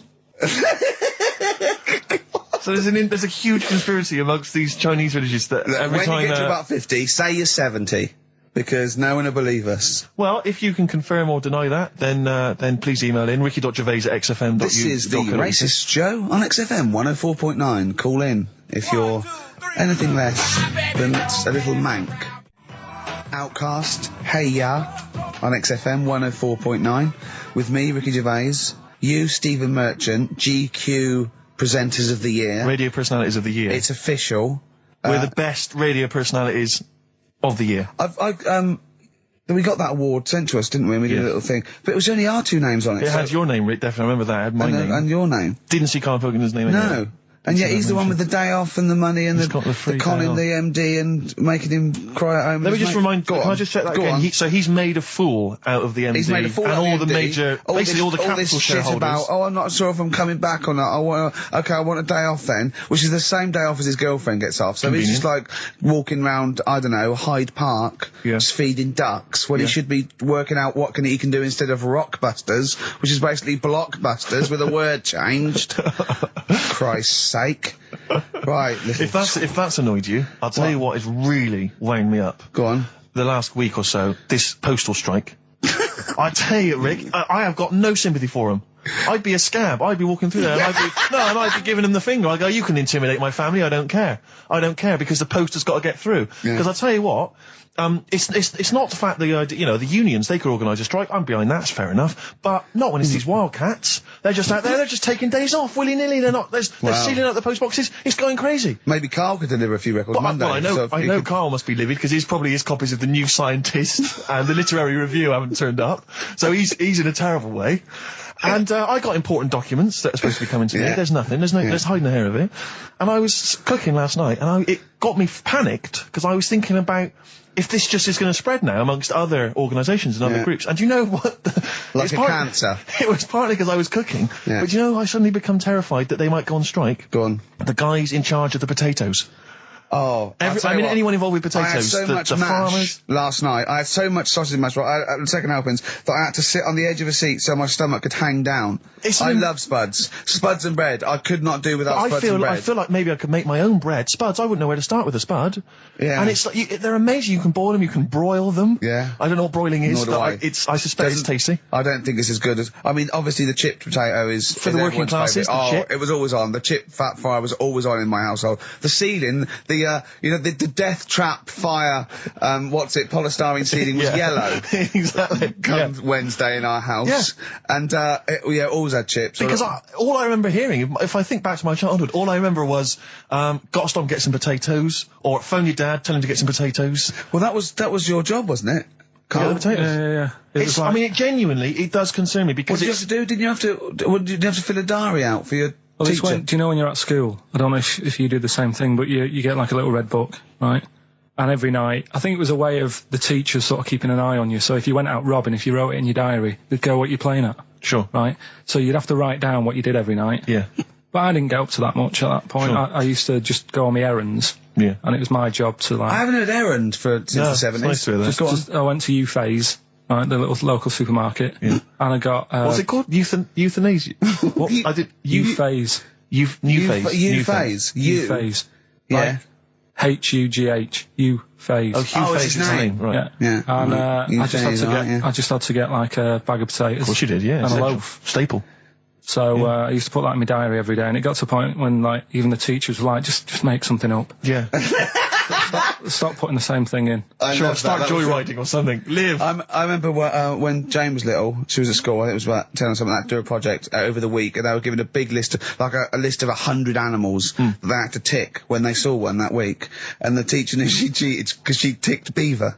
So she was trying to win and get it, as you knew, unless it was Susie Dibblethwaite's beaver. I know the school slut. I don't know, maybe. I don't know. But, yeah, so, I'm just, as I say, it feels like the potato people have got me over a barrel.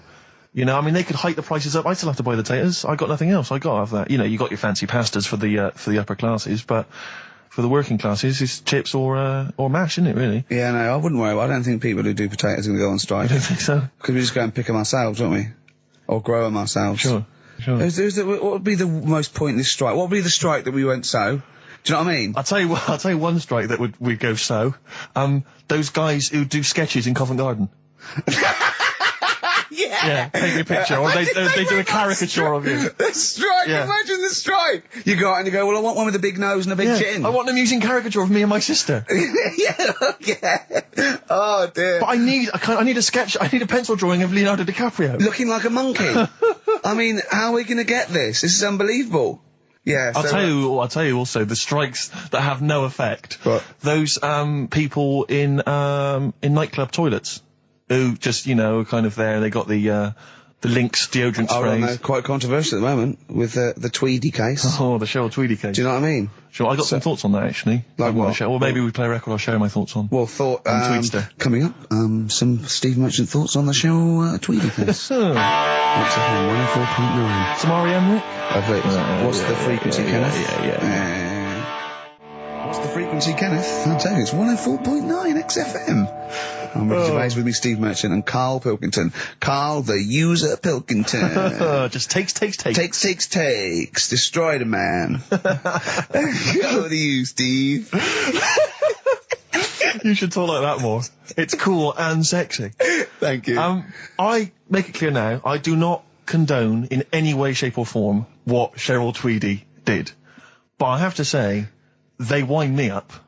By they, you mean toilet attendants? Yes.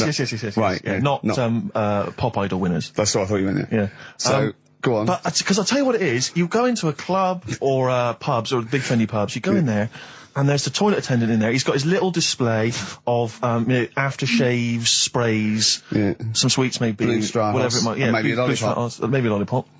And all right, I don't know if I assume they're not employed by the club. I'm assuming the club's we've got the DJ, we've got the bar staff. Wait a minute, we need a guy to irritate them. When the manager walks in, do they hide? Well, this is it. I don't know if it's a guy who's just like... Is it like busking? Yeah, he snuck in. Okay. He came in when it was free during happy hour. He's got a little carrier bag. Yeah. He snuck in the toilet. But the thing is, it's the fact that toilet attendants, fair enough. I mean, I'm happy if a toilet attendant sneaks in under cover of darkness, cleans it for me, and then shoots off. But it's when I have to see them there. I feel guilty because it's like, I maybe wash my hands, I'll forget he's there. He'll hand me a paper towel. Suddenly I've got to tip him like a quid or something. It annoys me because I wash my hands at all. I don't usually wash my hands. I sometimes don't even bother getting my knob out. I do it while I stand and change my trousers when I get home. Exactly. So it annoys me I have to go through this charade of getting it out, slushing out of it, shaking it dry, and then washing my hands. See, if he did any of those elements, I'd tip him a quid, yeah. Pop it out. But not to hand me a paper towel and get it myself. And it's just guilt. And sometimes I'll hold it in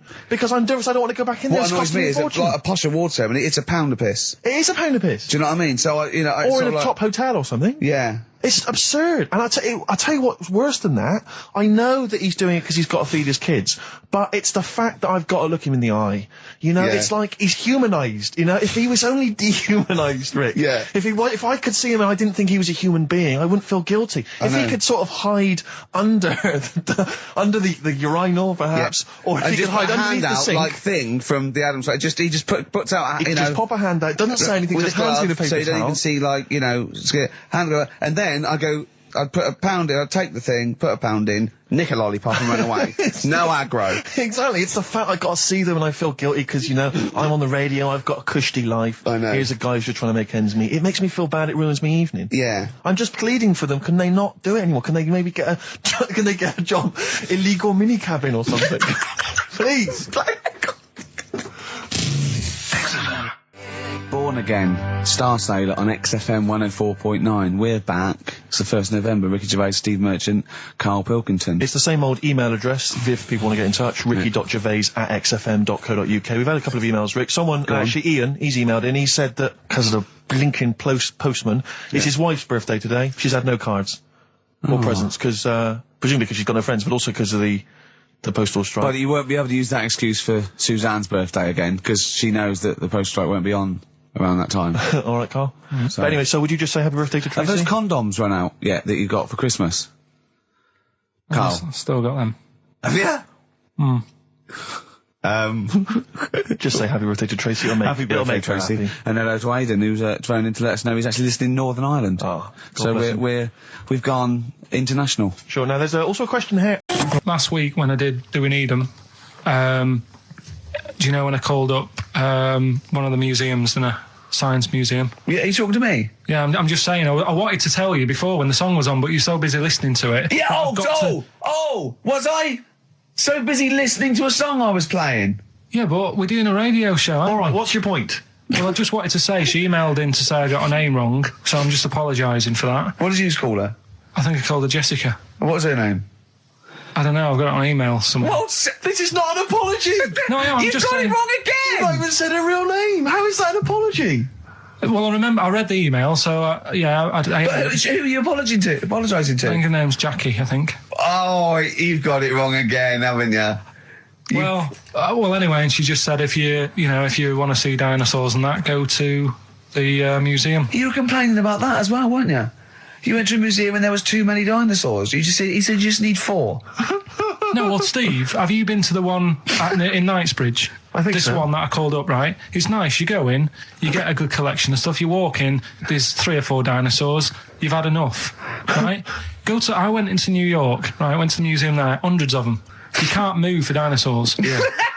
It's almost like they're responsible for them being extinct. There's loads of them. So all I'm saying is, if you want to see a dinosaur, go to the one near Knightsbridge. They've got a nice selection, some old vases and stuff. It's worth going. So. Some people emailed in the songs with stories in it. One of them was Babushka, and he went, "What's that?" And I went, "Ask Katie Bush, what is it?" I said, "Oh, it's about a woman who dresses up as another woman and seduces her husband." He went, "They wouldn't work." Just dismissed it like that. Why do you think it would work? Because you'd know. I mean, say like, right, Suzanne, right, who I go out with, right? She can see me from, say, if I'm coming down the high street.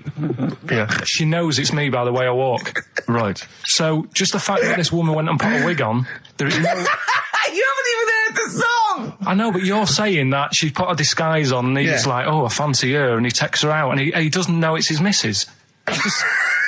You're not buying it. I mean, I'm controlling this. Whereas the flea with your brain going to Glasgow, perfect sense. Yeah, Babushka, rubbish. Carl, can we have the tomato story after the next tune? Yeah. Bit of Coldplay. Yeah, love it. Yeah. I was watching. Did you watch The Mammals in the week? No, David Attenborough. No. I was thinking actually, right, all this MTV stuff. If there's one reason why I'd like to do it, is I was watching Attenborough, the Mammals programme. I reckon I could do something like that. Right. And just have like me instead of Attenborough, like a young sort of fresh person. Yeah. Watching like certain animals and saying, "Do we need these?" Do you know what I mean? Yeah. Oh God! What do you call it? Death on Earth. Well, that's amazing. Do we need these? No, 'cause there's loads of and the stuff. audience at home would vote. Would there be something like telephone like a vote? vote out system. Oh, the thing is like, it's something interesting that Attenborough was saying the other night on on Jonathan Ross's show, on his telly show. Right, he was saying, he said you could take all the humans off the earth and it would carry on, but take like some animals off it, mammals and that. You got problems on your hands. I thought that was quite interesting. Yeah. So it's like the question is, do we need these? Is that part of the big thing? Right. Like jellyfish. Yeah. We've talked about jellyfish. Yeah. Yeah. So which mammals in particular were You talked about watching our that Zoe you Ball thought- show, haven't you? Hey? Which mammals were you thinking we don't need when you watched the show the other night? Any in particular that you thought they don't need them? They're not of interest. Well, I like whales, but I don't know what they do. And they're taking up quite a lot of room. Sure. But stuff like, Yeah. but like jellyfish, I looked into because I was talking about them, and they were saying they've got no eyes, no heart. There's something like 97% water. Yeah. They're blind, and they do about 33 miles a day. Right. So it's like, do we need them? Could we clear them out? Yeah.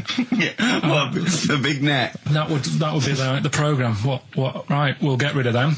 Next week we'll be looking at Rhinos. I think it's genius. Honestly, I think it's genius. And like going along, sort of like picking up sea anemones and going and just lobbing them into the sea.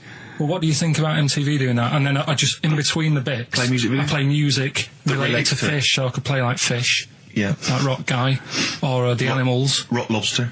yeah, or what else could This I get could in run and there? run. What other songs have got animals in them? The Well, monkeys, could play the monkeys. Yeah, there's about 1 million, so let's not start this. No, but do you know what I mean? So do we need this? So MTV flies you around the world And to you- the most incredible exotic locations. You sort of climb up a tree or whatever, and next to, I don't know what lives up a tree, some kind of rare parrot. You say, look at Sloth. that, it's colourful, Sloth. it's Oh, interesting. you like sloths, don't you? No, they just live up trees, but I'd say, do we need them? Why? Well, what do they do? What do you mean? What do they do? What do you want from an animal? Carpentry. What do you want? I don't like scorpions, right? Right. But then I found out they look after those monkey things. They're not monkeys, they're lizards. Well, all right, yeah, then lizards. They look after the lizards. So there's a reason. But do you need the lizard? Would be your next question. Because the local people made shoes out of them. But not when the scorpion protected them, they didn't.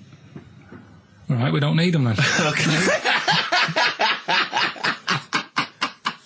So ultimately, would anyone decide? I mean, do the animals kind of get a chance to mount a case for their survival? I mean, is there maybe someone that comes into their corner and sort of defends them? I'd have like a David Attenborough type character who says, well, they do this, and I'll go, yeah, but do we need that doing? Yeah. Okay. So what does an animal need to do in order for you to feel that it sort of gets a chance of life? I mean, like a pet, like an animal, like a dog maybe, or a cat, I mean, they give a certain affection to its owner. Is that a valid reason to survive? Not particularly for you. Not really. No, okay. I've been saying that, though. Blind people use dogs, so they are useful. So dogs are useful. Farmers use they dogs. often save people, don't they, in snowy weather? Cats. I'd have to think about it. Okay. Keep the mice down. Yeah, but you've got rent a kill. Okay. So what I'm saying is something that will affect the world. Right. I think you'll find everything does. Except Karl. I'm not sure what effect he's having on the world. I'll tell you what, though, Steve. Right? Did you watch the mammals? I didn't see the mammals. They had bison on it. Right. The weirdest looking things you've ever seen. Yeah. They've really you're on dangerous ground here, Karl. They've really got it's like, decide what you want to look like. It's just a mismatch of stuff. It's got a really big hairy head. Yeah. Unlike you. Sort of bald at the back. Right. It sounds like someone you went to school with. Was there two of them? Oh, brilliant. That's nearly it, Karl. Right, what's your last room 101? Oh, God. It was, holidays. Holidays. Well, you want to put holidays in room 101? People who are sort of annoying on holiday. Oh, yeah. Do you know when you go away? Oh, yeah. It's sort of touched on this before. Is this going to be the Scouse guy? Yeah. Go on. Oh, it's so long now. I mean, it was a holiday when we went to Tunisia. And the Scouser pissed you off, surprise, surprise. Yeah. Yeah. But the annoying thing was, when you go on it was a cheap holiday, and like the lesson here is, if you want a good holiday, you gotta like spend some money. Yeah. And we didn't on this one. We spent about, I don't know, 400 quid for two of us for like a month or something ridiculous. And we got there, and you get to the hotel and you go, we have made a mistake. It's a ropey hotel. You can tell like the blinds and stuff as you walk in, they're all dirty and stuff. And you think, well, let's make the most of it. Let's not get. I said, listen, I used to run the desk in the old days when I was like, I used to press the buttons and run the desk and everything. And now I said, listen, I've been on the telly. I do not press my own buttons. And Karl said, well, I don't really work weekends. And they went, well, you do if you want to keep your job. Absolutely. And we were lumbered with him. And then we discovered that he's not just a little dork, a little manky sort of idiot. Sure. He's got nice shirt. He's got, you know what I mean? He's got something else. Absolutely. He's got He brings another dimension, yeah. Yeah. And, he started having a little chat, and we discovered that he had quite a lot to say. Well, I think you're absolutely right, and I think I was wondering maybe we should maybe play another tune, but after that, I just think we should re-familiarise our radio audience with Karl, and any new listeners, just somehow going to let them get to know the real Karl again. Well, if you are new, you'll find that we like some old songs, some new songs, some chitter-chat. We get serious sometimes, there's some tears and some laughter. Yeah. We kicked off with Oasis' new one, Little by Little. We're going to go back in time now to Iggy Pop and his Stooges with I'm Bored. Coldplay and In My Place on XFM 104.9. I'm Ricky Gervais. With me, Steve Merchant. Hello Steve, there. Lovely to be here. Yeah. Karl Pilkington there, pressing the buttons. Great to be here. Yeah. How long can you maintain it?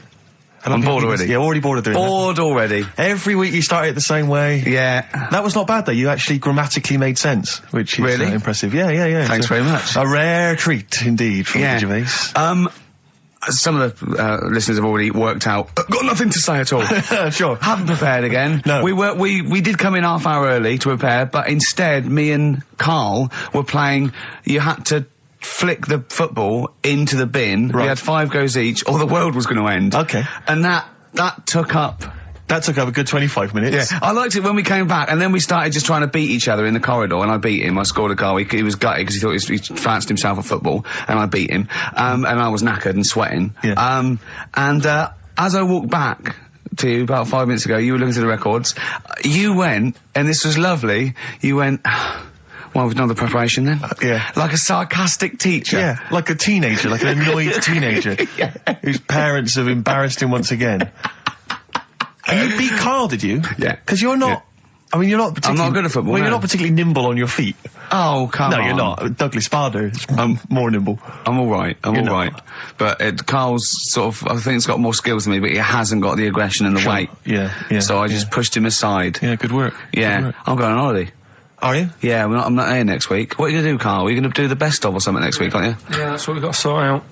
Well, I can't sort it out. I've got to go to the airport after. No, straight after the show you've got to do some links. No, I'm not doing any links. I said I wouldn't, so... That's what we planned. No, we didn't. I said I'd do some during the show, and then you I thought you were joking. I honestly can't do it today, so we do some during the show. What are you going to do? Just put the shows that we've done in this year? Sorry, guys. I hate to interrupt. This is the sort of stuff we should have been discussing when you were playing football. I know. Play what are you going to play? Let's have a bit of Foo Fighters. Okay. Let's just discuss this off there. Okay. 104.9 XFM. You alright? This is Karl, producer of Ricky Gervais and Steve Merchant. They're not about today. Ricky's on holiday. Steve couldn't be bothered. So I'm left here with all the DATs. That's a digital audio tape of all the shows they've done since they've been here over the last, I don't know, year and a half or something. So we'll play you some of the best bits. Alright, so here's the first bit. I just wish we could maybe tape the bits we're not on air, just because that's when Karl comes into his own. Yeah. He just said to me, I don't know what I was doing, I was sort of like pottering around, dancing around, doing something annoying probably, and he just looked at me, I don't know, and he was looking at me, and I looked back, and he went, have you ever used a Y-front properly? Genius. It's a great question, because the answer is definitely no. Definitely no. Does anyone use their Y-front properly? And by that, I mean, get your winky out of the little sort of slot provided, as opposed to like put it to one side or pull them down or whatever. Has anyone used a Y-front properly? I don't think I've ever done it. I don't think I've ever done it. I've never seen anyone in a toilet doing it, Rick. You should be looking. I wish I hadn't said that. I caught ya. Really? Yeah. That's actually how you prove people are gay. Yeah. Get them into this conversation. Yeah. It's a trap. Yeah, it's a trap. It was the trap. Yeah. I'm not gay, by the way. Yeah. You didn't prove I was gay. I double bluffed you. As I knew the old gay trick. I thought it was the old gay lord say no thing. That is another method. Yeah, there's innumerable methods of doing it. That's how Oscar Wilde was caught. Yeah. Yeah. What happened there? Well, the judge went to him. Did you see that film last night? Gaylord say no, and he went no, and they went take him away. Yeah. Take him down to the cells. Yeah, take him to Reading. Karl, what's the worst present you've ever had? You see, we don't really celebrate birthdays in our house, so... What? Where are you from? What planet are you? What do you mean you don't celebrate birthdays? Are you here from another world observing?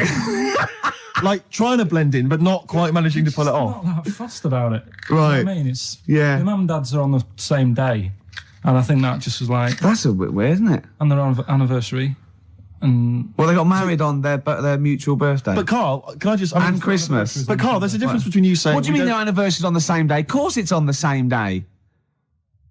Yeah, and the birthday. But Carl, what I mean is that you say that you don't really celebrate your birthday, but presumably you have received some presents at some point in your life from your parents or anyone. Yeah.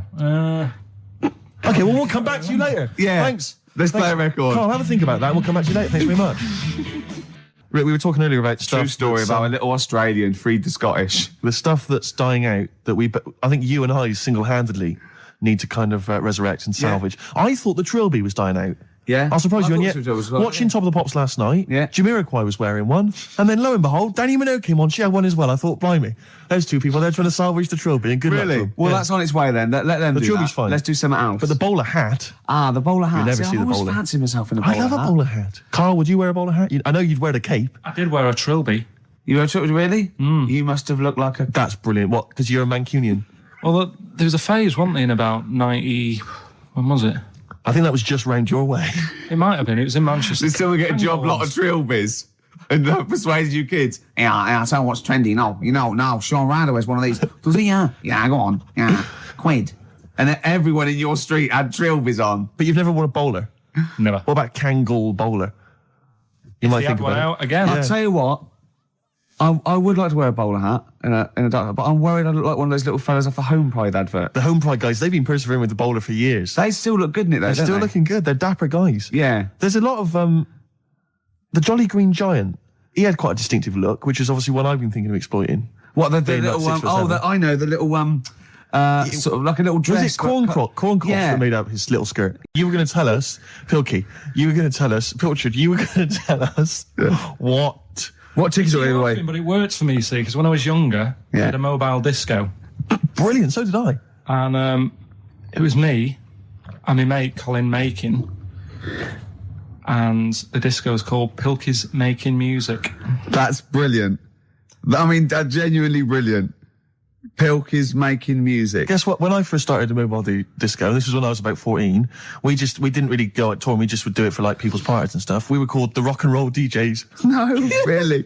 We drew it on some sort of see-through paper and put a light behind it. Rock and roll DJs. My first disco, I had 2 nights a week in this pub. What, you ran a disco? Yeah, this pub near King's Cross, right? And it was just their records, right? And I had to play this number of songs every time, the same time every week. So all the locals, all drunk, were dancing and everything. One of them was American Pie by Don McLean, right? And they just sing along all the words, sort of drunk. And it's about 7 minutes long, or something. Yeah. The other one was Baby Jane by Rod Stewart. Nice. If I didn't play that, I'd get lynched. And what was the other one? There was another one that I always had to play. It was a ballad. I have to remember that. But yeah. But so, Karl, do you think, and maybe Ricky as well, do you think you know much about DJing for, like, you know, the sort of the wedding party or maybe someone's 18th? Oh, really? Okay, let me just offer a little hypothesis for you then. All right, the buffet's been served, right? Yeah. People have done some speeches, like it's a wedding do. Yeah.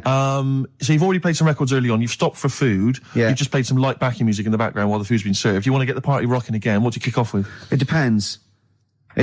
I've already got it down to 2 or 3 records. Okay, I'd like to hear what they are. Well, I've got it down to Earth, Wind and Fire. Right. That'd be great. If there's, depending on, or you want to go a bit more modern, I'd probably start off with sort of Will Smith. Well, careful, Rick. I've got to bear in mind, it is a wedding do, so there's people from age 8 to 80. You got to cater to every market. Okay. Karl, what about you? See, this was back in 88, so... Yeah. Kylie. Yeah. Yeah. Can I tell you what the definitive track is? Go on. Oh, What a Night, Frankie Valli and the Four Seasons. Ding, ding, ding. People don't realise what it is exactly. It's straight away. Ding, ding, ding. Bow, down, down, down, down. I can't actually play it. But, Oh, What a Night. Late December back in 60. That leads you straight into a 70s medley, and everyone's loving that. I'm thinking Bee Gees. There's going to probably be some kind of ABBA track, Dancing Queen, all going to storm.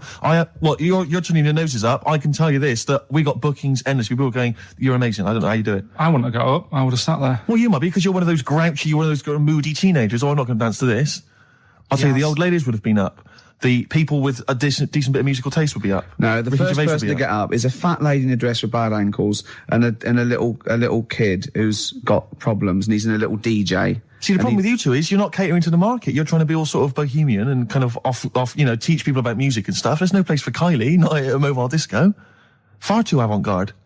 All right, kick it in. Grease Megamix. Play a record. Come On Eileen. Have you got Come On Eileen? Play that. What are you going to play? Love Shack. Coldplay. Excellent. Yellow. Well, you'd never There's the excellent single by Coldplay. It's Yellow. Oh, Yellow. That's Yellow by Coldplay.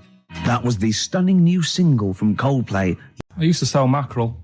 Did you? Yeah, I had a pet magpie Did you? called Maggie.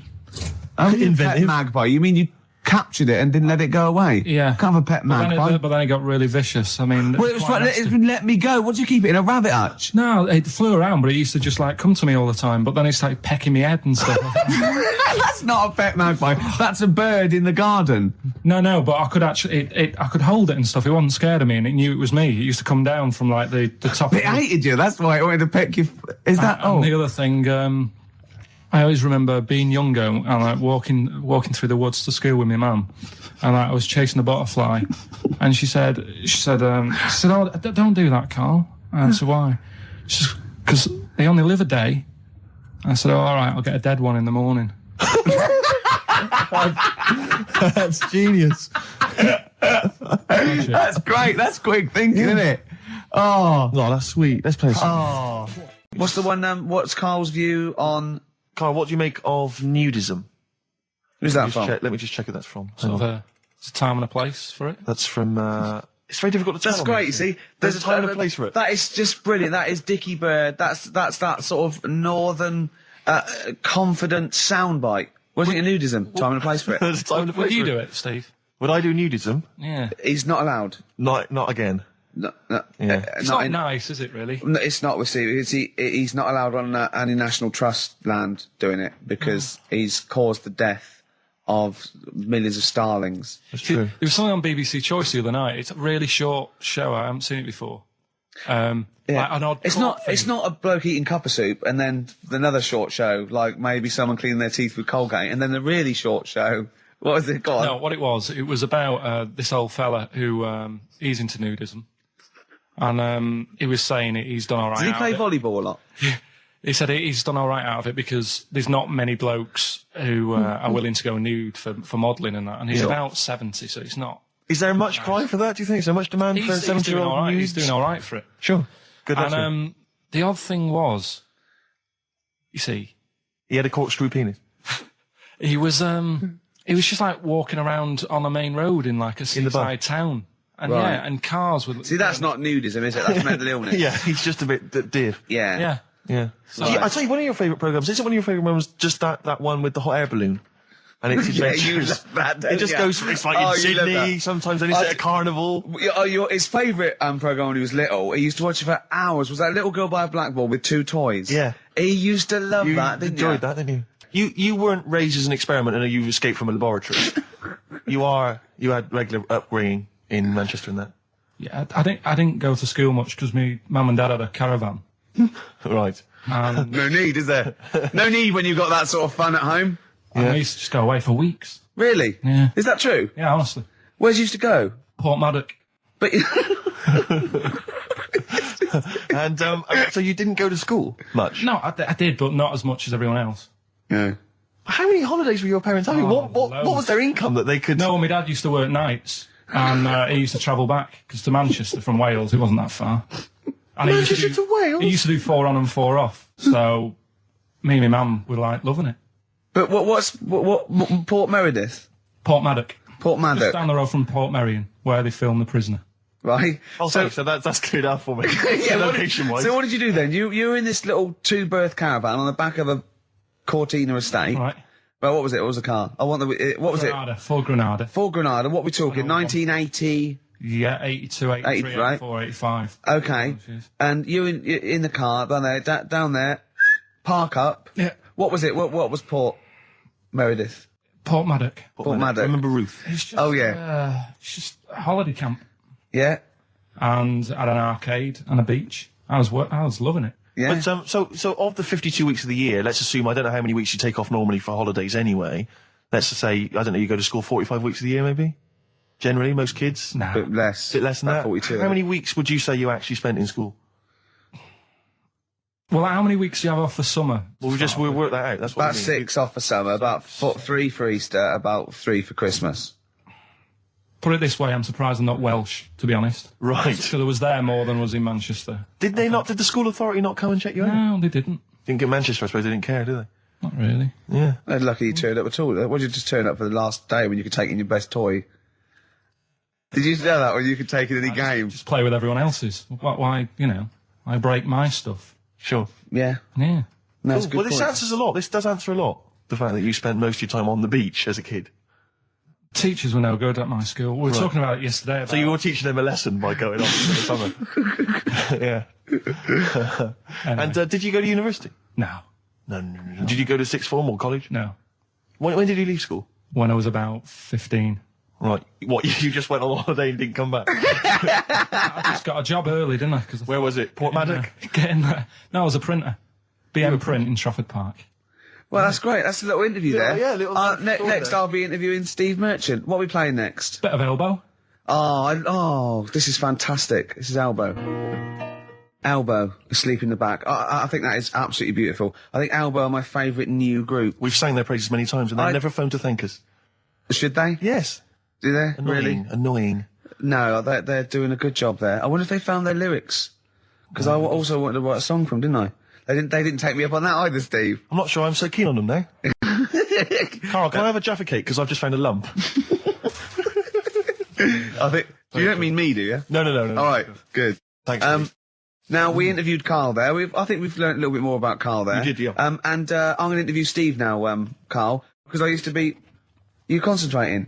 Don't put it all in at once. Carl, chew. Chew before you swallow. Careful. All right. I used to suffer with that a lot. What? Not chewing. The amount of times I nearly died as a kid. What? Forgetting to chew. Choking. Sure. Mint Imperials. My mum stopped. Drinking them with water. She'd have to hide them. He's coming out of his shower, isn't he? He's happy Saturdays. He's miserable all week, and he's happy Saturdays, isn't he? Oh, look at him. It's like we get him weekends. Yeah. And he's just happy because we sort of spoil him, don't we? And he has Jaffa cakes and everything. We let him on he the has to radio. go and live with his stepmum again in the week. Oh, They're the no. ones who listen. Oh, What do you say? really? Your girlfriend does, doesn't she, I imagine? She's been away for ages. I know. I imagine she just switches off after a while. But we love you, don't you? We're excited. We talk about you in the week, and we think you're great. So don't just think we're using you as cheap comedy material. I hate you to think that, Carl. Right. Carl, what? Don't you like us arguing? Is it like mum and dad arguing? Do you get all... It's a bit like that. In the caravan. There was nowhere to escape to. Oh, no, rattling round Did you that make any friends when you were down on the caravan site? Yeah, a lot of people from Birmingham were there. What kind of pals did you have? What were their names? I can't remember, it was years ago, but Yeah. they all had rich parents. Right. Like, they had, like, their own car to drive around the campsite on and all that. Right. Yeah. So I... Their own fence. So I'd have a go. And but they were mates, and you saw them every year, did you? Or every 3 weeks when you went down there? Yeah. Oh. You didn't keep in touch with any of them? No. I've got to admit now, I went to the same place in the caravan for about 6 years running. I went to a place called Riverside in Bognor, because someone round the corner from us had a caravan, two-berth caravan. Me, my mum, and my nan. I think I'm really lucky to have had it, really. Because a lot of mates who I had didn't have enough money to go on holiday, and they just get a present for the summer holiday. Of course, they got an education, so it swings Yeah, around but a Carl, the thing is with Carl is, right, I want to give him gifts. Yeah. I want him to have the loveliest Christmas ever. I want him to go pony trekking. Do you know what I mean? I want to just... Scared of horses. bit. Carl. Fell off one out of fate, and the woman didn't know what to do. She couldn't handle the horse. It was running off. I was hanging underneath, getting a kick in the head. No, Really? Now, hang on, what age were you? 'Cause this could explain a lot. I was about 6. That makes a lot of sense. I think we've got to the bottom of it here. Oh no, got kicked in the head by a horse, lived in a caravan, and had to live in Wales half the time. Oh. No wonder this is your favourite time of the week. But also, right, we were playing football, so I can't play football, right? And so we were playing Was that football. just in the office, or? Yeah, just in the office before he came, right? And we were sort of kicking it back and forth, and I started kicking it a bit hard. And but he was quite good. I said, this is great, right? And we finished anyway, because we thought we'd break something. And I went, I bet you were quite good at football, weren't you? And I actually thought he looked like quite a natural, I thought he'd be good. He's from the north, and I thought that's all he'd have. Yeah, I mean, exactly. Right? And he went, I said, I suppose you're quite good at football. And he turned, the quickest flash, and went, I've scored once. Right? He said, and that's because I was being chased by a bee. And I went, save it. Yeah. He went, no, I said, please save it, because I wanted to see that. No, you can continue now. Please tell us the rest of the story. You've scored a goal once because you're being chased by a bee. Yeah, you've done it now, really. I was on the... There must be more to that story, man. I was in the school team. I wasn't that good as a kid at football, to be honest. Mainly down to, I think it's because my dad wasn't into football. Right. And I think that's the way it works, isn't it? If your dad's into it, then you could be a footballer when you're older. Sure. Yeah. Because you're into it. And so I was in the school team because I got on with the other lads. And they let me in the team. Popular guy, yeah. Sure. And I was stood there doing nothing because I didn't really know what to do. I never knew which way I was meant to be shooting. Yeah. I got all that messed up. Yeah. I just stood there, right, and with my hands behind my back, and something landed on me, on like this part of my thumb. You can't just point, it's radio. It's this bit here. Right, yeah. The fleshy bit, the fleshy bit of the thumb, yeah. And I thought, oh, what's that?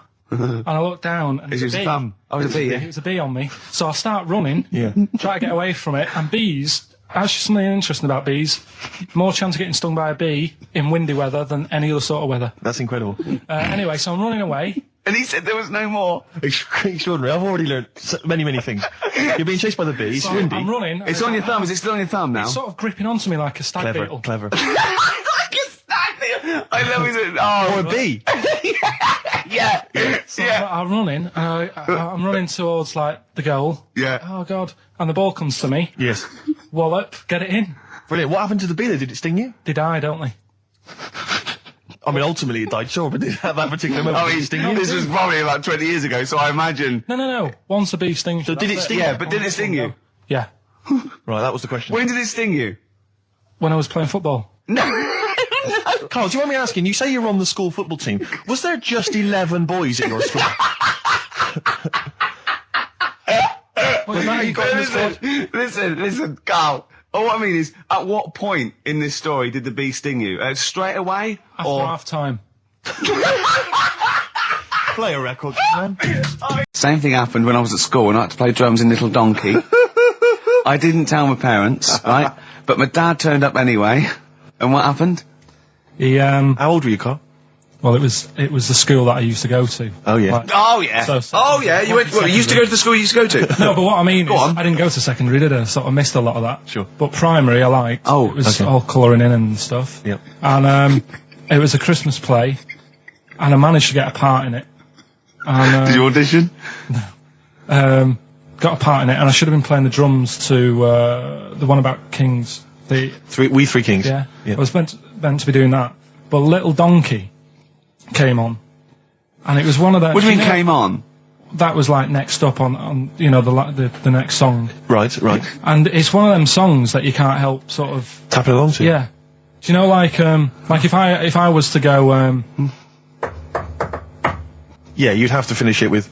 yeah. Do you know that they actually send that into space? Do they? And What, hoping that aliens will respond with that? yeah. They do that because apparently it is one of them things that you can't help. What, even if you're an alien life form? Yeah. They know that, do they? But anyway, What, because they watch Star Trek or something? Hello. Knock, knock. Yeah. no, seriously. Is it true, like, if you send out knock knock into space, yeah, they have to say Oggy, oggy, oggy.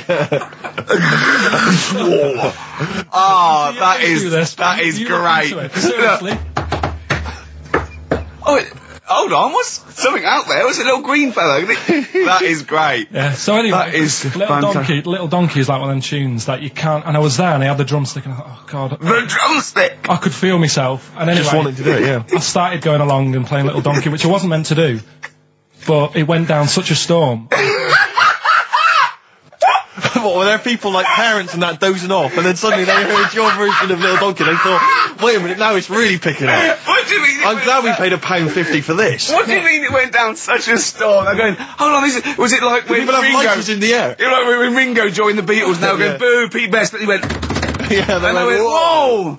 Oh, No, God. but the teacher just said, oh, it went down really well, you can do that again tonight, Right. when you're in it again. But anyway, so my dad was there, and you hadn't told him about this performance, so no, I he never just did. turned up I off never his own did. back. I never took the letters home and stuff to No. show my mum and dad, because it just put me off. So, anyway, he turned up, don't know why, he must have heard from someone else's dad. Yeah. He turned up, and he swore about me, which Did he? I don't... Could you use Do you a think word it's allowed that's... to be said? The word? Of course it is. Right. If you got a kid in the car or anything, you can turn it down now.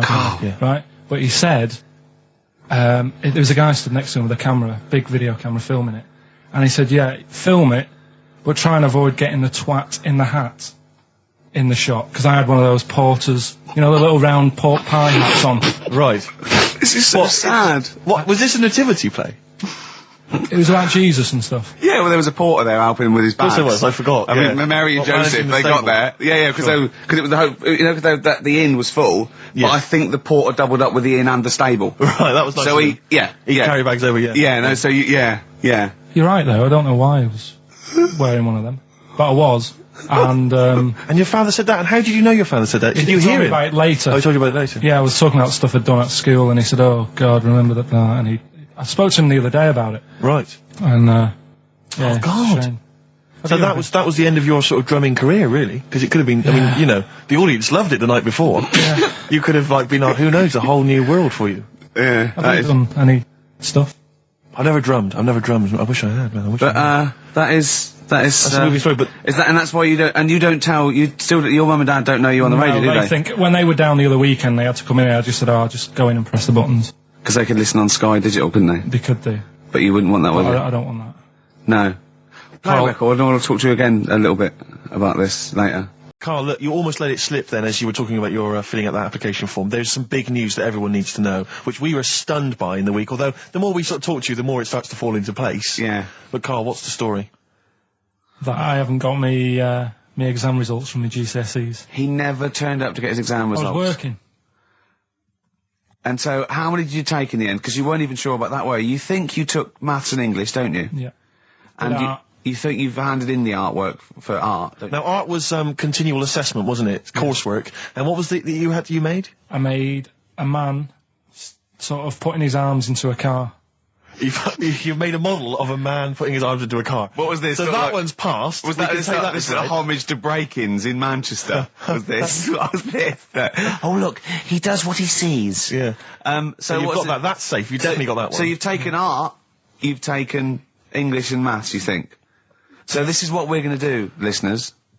We're going to try and find out his exam results for him and tell him next week. Live on air. We're going to call his school, we're going to try and track him down, and we are going to have a little envelope, and we are going to give Carl, at the age of 29, his O-level results. GCSEs, yeah. Now, Carl, so you took maths, yeah. You think, you took English, do you remember turning up to do those? Do you remember sitting in the room filling in the forms? Yeah.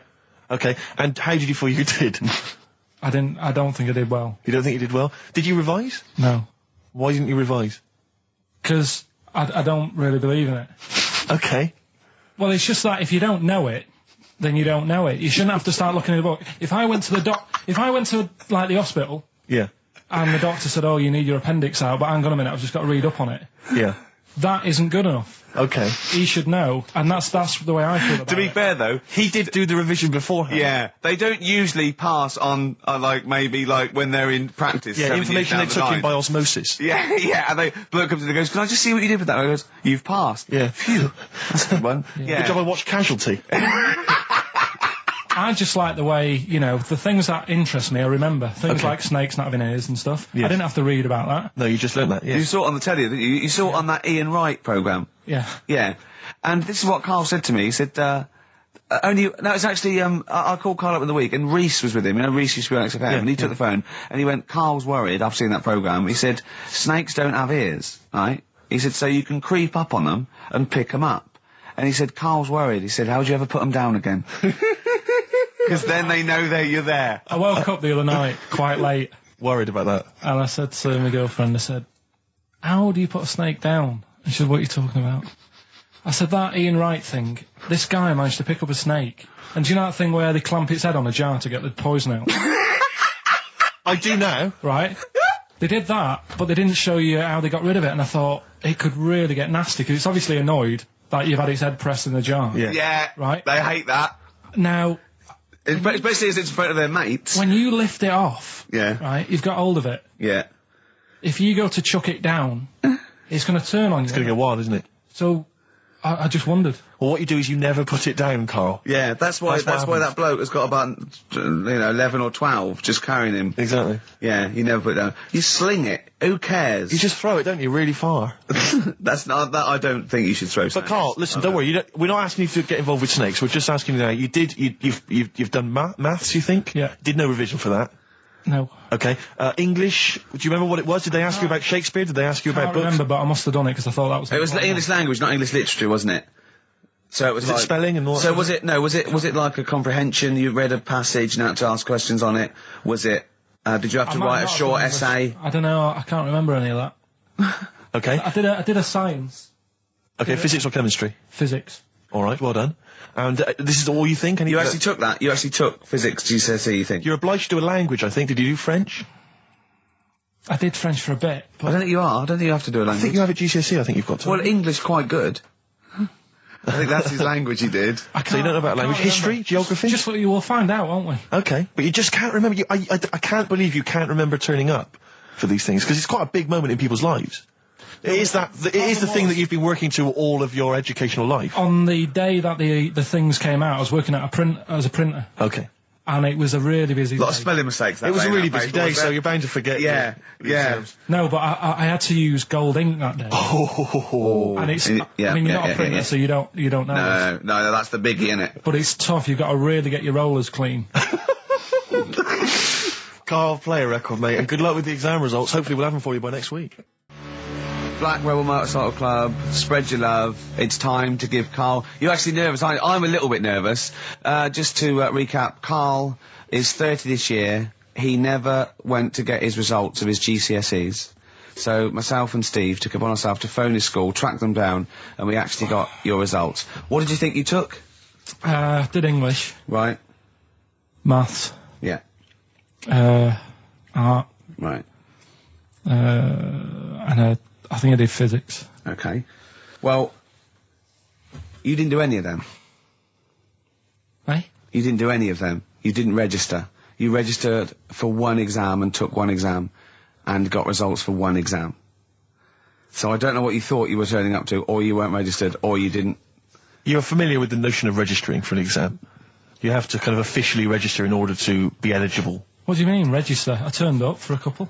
Yeah, you can't just show up. You have to register for them. You have to pay this because it costs the school money, so they have had to have paid for you if they thought you were going to pass. You can't just turn up on the day and ask for some paper at the front. I never got a letter telling me that. Well, that's because you were never at school. But you did somehow register or registered for one exam. You registered for history. It's a topic that you've always been interested in. I was saying to Ricky before, World War II, I loved it. Not the actual event. No, the but study just of it. all You the mean? stuff like, about the Anderson shelters and stuff like that. Yep. And the bombs and that. Mm-hmm. And then when I took it, it had nothing to do with that. It was more about the Tudors. So the Second World War didn't come up. You mean there were no questions about the Anderson shelters? Nothing. That's devastating. So So what are you expecting the result to be? is that it? Yeah, it's the only one you took and registered. As far as the school is concerned, or yeah. certainly in Well, it's the terms only of one what that they told counts. us. It's the only result. It's the only one that counts. Yeah, you've got. I don't. Did you register for yours? Yeah. Yes. I've got certificates and everything. So what? Do you do that before the exam? Do you have to go somewhere and sign something, or? Yeah, you don't check your results and then decide if you want to register. It's not like Millionaire when you look at the question and go, I think I'll take the money. Yeah. You go. No. But anyway, you must have registered for one, or maybe your teacher put you in for I it. didn't do it. They must have been confident. They must have been confident. They must have thought your best bet was history. Right. So, what did they get? You got an E, which I think, technically, is a pass. E. It's a bad pass, but there's F, How and there's much I lower mean, you're not going to be go? doing a PhD. you can get an F, right, which is fail, and then a U, which is ungraded. Now, I don't know why the U exists, because F means you failed. U is like them going, you not only failed, but you wasted my time. So, We're annoyed Yeah, that you took this exam. so you thought they'd register me to get an E? well, they didn't. Well, they think didn't. you'd get I think any. they were hoping. It was rather like you with the lottery. They were hoping see- for something better than You nothing. see, I assume that the man who registered for that thought he can scrape an E if Anderson shelters come up. Yeah. Well, that's it. You've got. Now, what I'd like to do, Carl, is I've started your re-education. You've read a book on Rasputin. I'll be asking you a few questions about that later. I've got another book for you to read next week. Next week, I've got a I'm little. not in the mood. What? Not in the mood. Oh, come on. Look, what's that? What does that say? It's that fella. It's the picture of the bloke that he used to use for Citizen Smith. Yeah? Che Guevara. Yeah. Yeah. He was quite happy, I think, when he found out that Robert Lindsay was involved. He went, yeah, of course you can. No worries. No worries, yeah. What are your feelings, Carl? What do you think? Are you emotions depressed? I'm just a bit annoyed because I'm sure I turned up for more, so it just wasted me time. Listen, they don't matter. I'm sure I you're did more doing than one. very well. You know, you can educate yourself. GCSEs are merely a step on the ladder to help you, not just for education, but, you know, they're more vocational than anything else. You're doing very well, and you're reading books. Don't worry about it. But It's can I not a suggest concern. something? But if you want, I'll pay for you to take history again. Carl, we'd love to see you get a C or above. And Well, we're I'll willing pay to... for you, and I'll get you some books. Right, now listen. We can, let's get, I reckon, when are the exams? June? Something like that, yeah. We're trying to register next week, and I reckon you can get an A or B. I'm history. Busy, I'm busy. In history. No, don't worry about it. It's just easy. I get you Brody's notes. If Heat magazine, they love you, Carl. They could probably sort something out. They could probably pay for a tutor. They got a lot of money. They sell a lot of magazines. I mean, it is always, almost always, and you found that out, I discovered this, it's always the Tudors and Stuarts. There's no fear for them not coming up. Now, what do you already know about them? You must already know stuff about Henry VIII and Elizabeth. No, because it's too long ago to even get interested in. Do you know what I mean? You can't. Is that why you didn't? To it. Okay. The Anderson thing, it was like, God, you know, I bet my mum and dad were in an Anderson shelter. You know, this is interesting. What, when they... Oh, my granddad would have, like, had something to do with this. But the Tudors, it's like, I don't know even if they had a family back then. Play a record. If we come back Hang to on, this. hang Sorry, on, hang on. Steve, Just because I need to introduce the new feature. Yeah. For the I record. don't know if I had a family back then. Carl, listen, let me just ask you now, right? If you can finish this sentence, we've got a chance. Divorced, beheaded, died. Divorced, beheaded. Died. What is it? We just need to do a little bit of work, but otherwise I think you're going to be fine. It's how you remember what happened to Henry VIII's wives. They're little... Divorced, beheaded, died. Divorced, beheaded... It's like spam. Support... What's it? Support, protection, anchorage, movement. That's how You're going to... That's nothing to do with the Tudors No, and that's to Stuarts. do with the skeleton. Yeah, see, no, we're not doing biology. Mnemonics and acronyms. What happened to Henry VIII's last wife? Did she die, or did she not die? Divorced, beheaded, died. Divorced, beheaded... Do you know that the only king that has got a moustache is... No. The only king that hasn't got a moustache is the King of Hearts on the playing cards. What's the record you can play? What did she get for history? What did she get for history? Yeah. I think she did very poorly. Why do you care? See, I was just going to say, this has backfired a little bit, because Carl is genuinely... I don't know if he's actually upset or embarrassed, but it doesn't matter. Why does it matter? You were 15 and didn't go to school. If you were my friends, I think you would have just said, oh, we can't find them. Why? But you just What's matter, that though. to do with that? Well, what do you mean? What do you mean? It's ridiculous. Do it again because you want to learn, because there's great things in the world to learn about. Don't worry. Look, GCSE is vocational. Is vocationally for a 15, 16-year-old to go on to do A levels or whatever, or to get results. But you don't need that because you've done very well. You don't care about the Tudors and the Stuarts. I mean, you know. I mean, I've had a couple of jobs, not this one, because you don't need qualifications to get a job. Obviously. In the radio. Yeah, obviously. You're absolutely right. But Yeah. the ones that I have got in the past, I did, because I didn't collect them, I had to lie. And I didn't like go mad. I didn't say I had A's and stuff. But I didn't put history down because I didn't even know I did it. So it's a bonus. I kind of treated myself to like a D and a couple of C's and that, so it's like, well, he's not... I love the fact that Carl even then was honourable. It's like, I'll at least put down the ones I think I took and lie, but the ones I didn't take, I won't lie about. Yeah, and don't give yourself a B. Exactly. If they're going to find out you lied, give yourself a B next time, It could Carl. backfire, couldn't it? I mean, my brother's a bit mental and he used to do things like go for jobs and say, oh yeah, I've done this before. Like being a mechanic, and he's never even picked up a spanner. And yet, he'd have the confidence to go and try and fix cars. Well, I'm not that daft, but... God, an E. Who do you blame for this? That's just an easy way out. I have to blame myself. Don't I? Yeah. What was the teacher like? Well, there's loads of different ones. I didn't like... I mean, the history teacher, it is my own fault, because with her, she was a bit mental. And I used to kind of stop the lesson by saying, oh, miss, tell us about your fireplace you've got that is made from a gravestone. Because that's what That she would had. stop any English teacher in their tracks. And she loved telling you about it. So Yeah. it was like, oh, I learned brilliant. that from a teacher, So that's why yeah. I didn't know about divorce, head loss, and all that. Yeah. Dandruff legs. Horse, head loss, dandruff legs. But remember now, divorced, beheaded, died, divorced, beheaded, survived. That's all you got to remember. And what's that? That's what happened to Henry VIII's various In order. wives. In order. What does it spell out? No, it doesn't spell out spell anything, you just gotta remember the rhythm. In order in which he married. Yeah, but it helps. It's like when my mum taught me the alphabet. She taught me as like a song. A, And like B, C, constant- D, E, F, G. Yeah, constant. No, not like that. Huh. That's how everyone else could do it, and I couldn't do it that way. Right. What That tune did she do A, it B, to? C, D. It was A, B, C, D, E, F, G, H, I, J, K, L, M, N, O, P, Q, R, S, T, U, V, W, X, Y, Z. X. Karl, have you ever logged on to Friends Reunited? It was the site that everyone was talking about last year. No. Are you aware of the concept? I've heard about it, but there's no one from school who'd want to see it again, really. So basically, for those that don't know, you have to log on to his website, and then you can it helps you track down your old schoolmates if they've also logged on and stuff. And we took the liberty, really, of looking on the Friends Reunited site and typing in your school and trying to track down any of your old mates. We didn't get in touch with any of them, don't worry. We didn't do that. We're not going to surprise you with them now. No. But I was just interested to know, like, some of your thoughts on some of the names that I could run past you. I mean, these are people from your year. Just tell me if you recognise the names. Alison Birch? Think I remember her. What's your thoughts on her? Don't be libelous. Don't be like no. No. Posh probably did pretty well in history and that. Sarah Morris? God, yeah.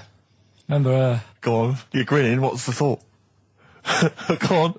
No, just, she was alright. She was a popular one. What does that mean? She was nice. Yeah. Okay. Okay, what about Darren Buckley? He was one of my best mates. Was he really? Yeah. Seriously? Yeah. What do you reckon he's doing now? Do you still keep in touch? When my mum and dad were still in Manchester and they had a bookie shop, he used to go in because the bookies was next door. I know the way you paint a picture. If you did this in your history exam, Karl, you will walk it. Go on. So your parents had a butty shop. There was a bookies next door. Yeah, and he liked having a bit of a gamble, so he used to. I think he works for some insurance company. Do you think that his fiancée Beth knows he's got a gambling problem? Or that his 2-year-old son Lewis? No. Yeah, they live in Cheadle Home. Hume. Cheadle Hume. He must be doing well. He's still supporting the Blue Army and frequents the shrine on a fortnightly basis. Funny thing with him is, right, when I used to stay over at his house, and his dad was a copper, and I remember his dad came down and said, right, I want to see you two. I thought, oh God, what's happened? And got us round the table. And he said, do you know much about drugs? So we were like, what's all this about? So he goes, you know, they're not good for anyone, you know, the stupid thing to get into. And we're like, yeah, we know. And he went, you know, do you? We said, yeah. He said, what's this then? And he'd found something in his bedroom, and it was a Skittle. What, the sweet? Do you know little sweets with the S on it? And oh, really? Drugs. Yeah. So he said, well, yeah, it's a Skittle. Yeah, I know what it is. Oh, he was bluffing like that as a slang word. Yeah, he thought because he was a copper, he probably had to be down with all the terms and that. So we said, oh, it's a Skittle. And he said, yeah, I know what it is. But what's it doing in your bedroom? Oh. It was like, no, it's a toffee. So, Darren there. Yeah, I know, it's a toffee. It's a squib. It's a, yeah. Karl, more people from your past. Debbie Carr? Yeah, she was another nice one. What does that mean? Is that a euphemism? No, she was one of them that you'd sort of go, she's nice, but she'd never be your girlfriend. Do you know what I mean? She was, not really. Even though she was in the same year, she seemed a lot older. Right. And It wasn't a teacher, was it? There was 3 of them who all hung together, and they seemed to hang around like the older kids, the ones who looked like men. Do you know what I mean? What did you look like then? Well, it's just that I had youthful sort of looks, whereas like the older ones had like beards and stuff. It's a gang of boys in the 5th form with beards. Were they smoking pipes? Come over here, me filly. Oh, Debbie Carr, come over here, you little beauty. No, but she was like... I love that. They were hanging around with beards. There's the big boys. Oh, fishing. That's lovely beards. What do you I mean? just see a whole row of George Bernard Shaws. Brilliant. How do you do in history, boy? Yeah. Think on E. You're an idiot. They were like, you know, I'd be there sort of playing punching people in the arm. Oh, that's a great game. Oh, I love that, punch people in the arm. Is that part of the Olympics now? it's I think it was exhibition this year. Right. But it's going to be a pro next year. It's going to be the Winter Olympics because you've got to do it in just a cap sleeve shirt in winter. Yeah. So you're playing that? She, but whilst I But was she didn't appreciate that. She used to go, ow! No, I always think whilst I was doing that, they were like the Charlie's Angels and they'd be sorting out a mission somewhere. Because they were really like, there was something about them that you thought, you know, yeah, that's special. They were private detectives. Wouldn't it work for a man they never see? Okay, well, here's a name I'm interested in because, well, let me just tell you the name first. Adam Clifton. Oh. Go on, what are your thoughts on Clifton? He was one of them kids, he was alright, but he had that thing when, if you didn't have enough milk, he had like wrinkly hands and like white bits in his nails. Oh, because you didn't have enough milk. Yeah. Like, therefore, you didn't like him because you didn't get enough milk. This is not to be confused with the two people with the big heads and the web feet, is it? Webbed hands. Well, this was I interesting. know that they weren't related. They must have been somewhere along the evolutionary sort of trail. Do you know what I mean? They must have come from the same sort of stock. But you wouldn't have liked him. It's just one of them people. He was all right, but before you say any more, on Friends United, you can leave a little message which explains what you've been doing and what your life's like now. And most people leave maybe 2 paragraphs. Yeah. Adam, I've printed it off. He seems to have printed. I think there's about 6 pages here of stuff. He keeps updating it, and he just basically lists his memories about everyone. Okay, at the school and what he thinks of everyone. And he says, I often see Simon, he's doing all right for himself, self-employed illustrator, Mark Cooper, Karl Pilkington. Right. And your name comes up. Now, I don't know if you've told us this story. I think you may have done, but I can't remember the facts about it. It just says Karl Pilkington with his pet bird. Was it a magpie? I can't remember. He brought it to school to show everyone and it flew away. Oh, God. Oh, no, they do that, don't they? You show them what was the story there, You give them seed and they just leave. What do you mean? Well, this sounds like Kez. Well, that's it. I was a big fan of Kez. And it was the time our dog had just died. Yeah. So I didn't have any pets and the cats were always getting run over. Yeah. And so we didn't want any more pets. Yeah. But there was a magpie that used to fly about on the estate and I managed to sort of tame it. And in the end... With a chair and a whip? What do you mean you tamed it? Well, just used to sort of hang around it and talk. But how did you get hold of it? Did you catch it? Well, eventually, yeah, it used to just come to me. And the annoying thing was, it got to a point when I wish I hadn't bothered. Because it used to pop me bike tyres. It used to sit on like, if I was talking to my mates and I was on my grifter. I love the way he just throws things in. It's like an Alan Bennett play. It landed on my tyre and it used to peck at the tyre and pop it. And then it used to then never go away. So it was always like around the house and my dad said, never bring it in. So he used to sit on the porch and I used to go out and it used to fly down and land on my head. Oh. And it really hurt. It used to like peck and stuff. He thought it was a tyre. So it wasn't so much tamed as a stalker. Oh, God. So you took it to school and it flew away? Yeah. So did you take it in proudly going, look at my magpie? Oh. Yeah. Oh, well, no. I think it got a bit confused in the area that it was in because I used to just keep it sort of around our estate, but the school was a bit of a distance away. How did you get it there? Tying it on my finger. Did you walk? Yeah. Wow. So it was happy there, then it got to... But it used to be one of those things that people would stop me in the street and sort of go, oh, what's that? And I don't suppose you called it Maggie. You didn't get Charlie's Angels to go and find out what happened to it? Investigate? Were they impressed? No, not really. No. Carl, this is quite a little insecure sort of chap. And he was just worried about that last bit. He was going, who would ever find that interesting? He was worried about people finding him boring. And Steve said, as I said, it's like an Alan Bennett thing. He went, yeah, but, no one would care about Alan Bennett if he wasn't such a hit maker. They wouldn't care what to say. And we just looked at him for a while and he went, thinking of Tony Bennett. Bless him. Listen, it's almost the end of the show, Carl. Oh, yeah. And it's really been a Carl special. This is a Carl special, yeah. Well, next week, we'll lay off next week. We have to We're know. not going to... He wants to retire a little bit. Just a few more names that you may recall from Friends Reunited. Go on. Lisa Shufflebotham. Do you remember her? Yeah. She was she one of Charlie's Angels? No, she wasn't that nice, but she wanted me. her and a mate Rachel. I remember, I don't know why, but it was some sort of PE lesson where it had to be a bloke and 2 girls, and they were fighting over me. Could you hear what they were saying? They were just like, I want him, and I was loving it.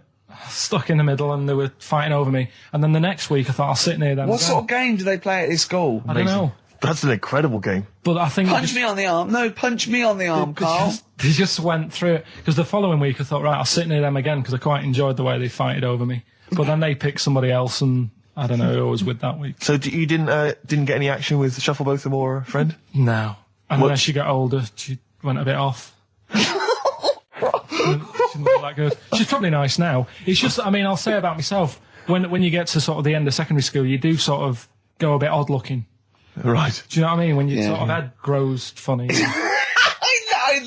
I would just love to go back to his school of that era I mean, just what happened to people? Whether all people sprouting limbs. No, do you know what I mean? When you're like 12 and that, you quite not 12. When you're 10, when you're 7 to 10, you sort of look healthy, and you look at your pictures when you go, "Yeah, I was a good-looking lad."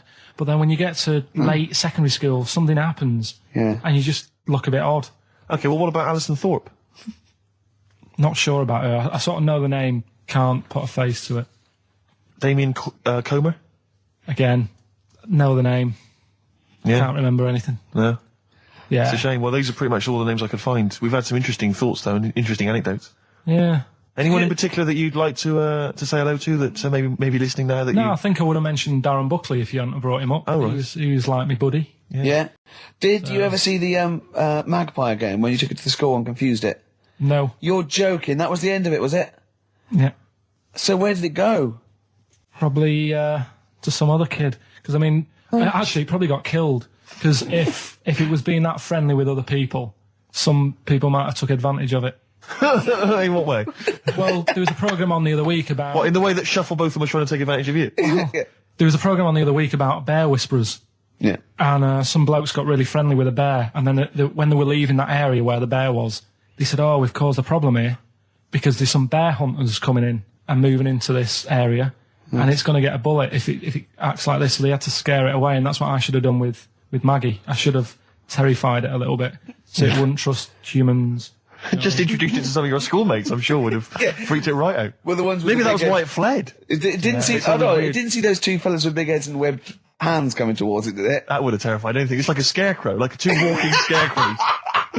Listen, have we got time for a song for the ladies? What's happening? We've not really thought. Quick then, quick, just do it. Thanks very much. Well, hang on, no, we haven't lined anything up, have we? I was going to play Mary Lawson and that for you.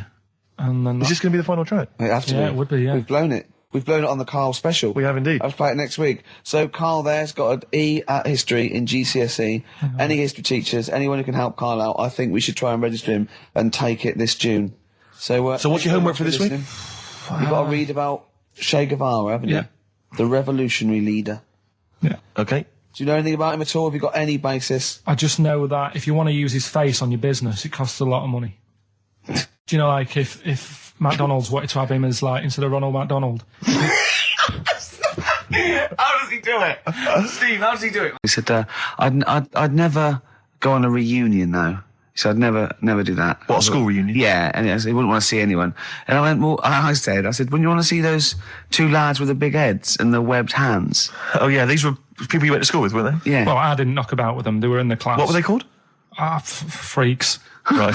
Right. Okay. And he said, no, I wouldn't want to see them. He said, because what could you say? Oh, you haven't changed much. Right. And he said, and they wouldn't go anyway, would they? I said, why? He went, well, they didn't have any friends. Right. And I said, well, weren't they friends with each other? And he went, no, that would have been too obvious. Like they passed each other and went, no, I know it's tempting, but let's not. Everyone would think that's just what we were going to do. Let's not do it. Yeah. So they didn't even hang around with each other. No. See, I must say, in my head, I've got something like it's like some sort of extra thing from Blake 7 that they're like some sort of lagoon monster, but they just had slightly oversized heads, did they? See, does your head grow? Your eyes don't. Does your head? Because maybe they've got to a point now that it's all sort of caught up with each other. Well, at the time, the eyes were very small and the head was huge. Just a very big head. And Yeah. I mean, the fingers aren't going to change. That's not. They had not funny. webbed fingers. It was like the penguin in Batman. Really? Are you sure? No, honestly. Are you sure they weren't wearing mittens? No, seriously. Yeah, it wasn't home economics. They weren't getting some out of the oven, a very hot dish, were they? Every time you saw them. But why were there two, but they weren't related and they weren't friends? I don't know. I suppose it's like asthma and that, innit? Some kids have it. And it just was a coincidence. Yeah, but asthma's quite a common thing. Webbed hands, Carl. Yeah. I don't know. You don't think of it, do you, when you're a kid? You just sort of... when you first see them. Yeah. There goes the frogmen. Do you do that? I imagine you get caught staring at things, Carl. Do you go up to people with problems and go, Mummy, is that a monster? Well, I was telling you one about when I used to go with my dad in the taxi. Oh, yeah. What Tell us happened? this story. Well, Your father was a taxi driver? my dad he had loads of jobs, which he did back then, and they don't do that anymore, do they, people? They don't Have a variety of loads of jobs? stuff. Sure. But at one point, he had a black cab, and I used to used to go with him. He used to get a beer crate and put it in the front of the black cab and sort of sit just next to the meter. And anyway, we got this call, and like the guy on the end of the radio said, "Oh, you've got your son with you, haven't you?" So he said, "Yeah." So it's just like, we've got to pick up at number 11 Village Lane or whatever. And he said, "All right." And it was this woman. It was like a woman version of the Elephant Man. Wow, the Elephant Woman. Yeah, it looked like. It was really strange because I was in the front of the cab, and when you're a kid, if something looks odd, you're a bit scared of it, aren't you? Yeah. And my dad was like, "Look, it'll be all right."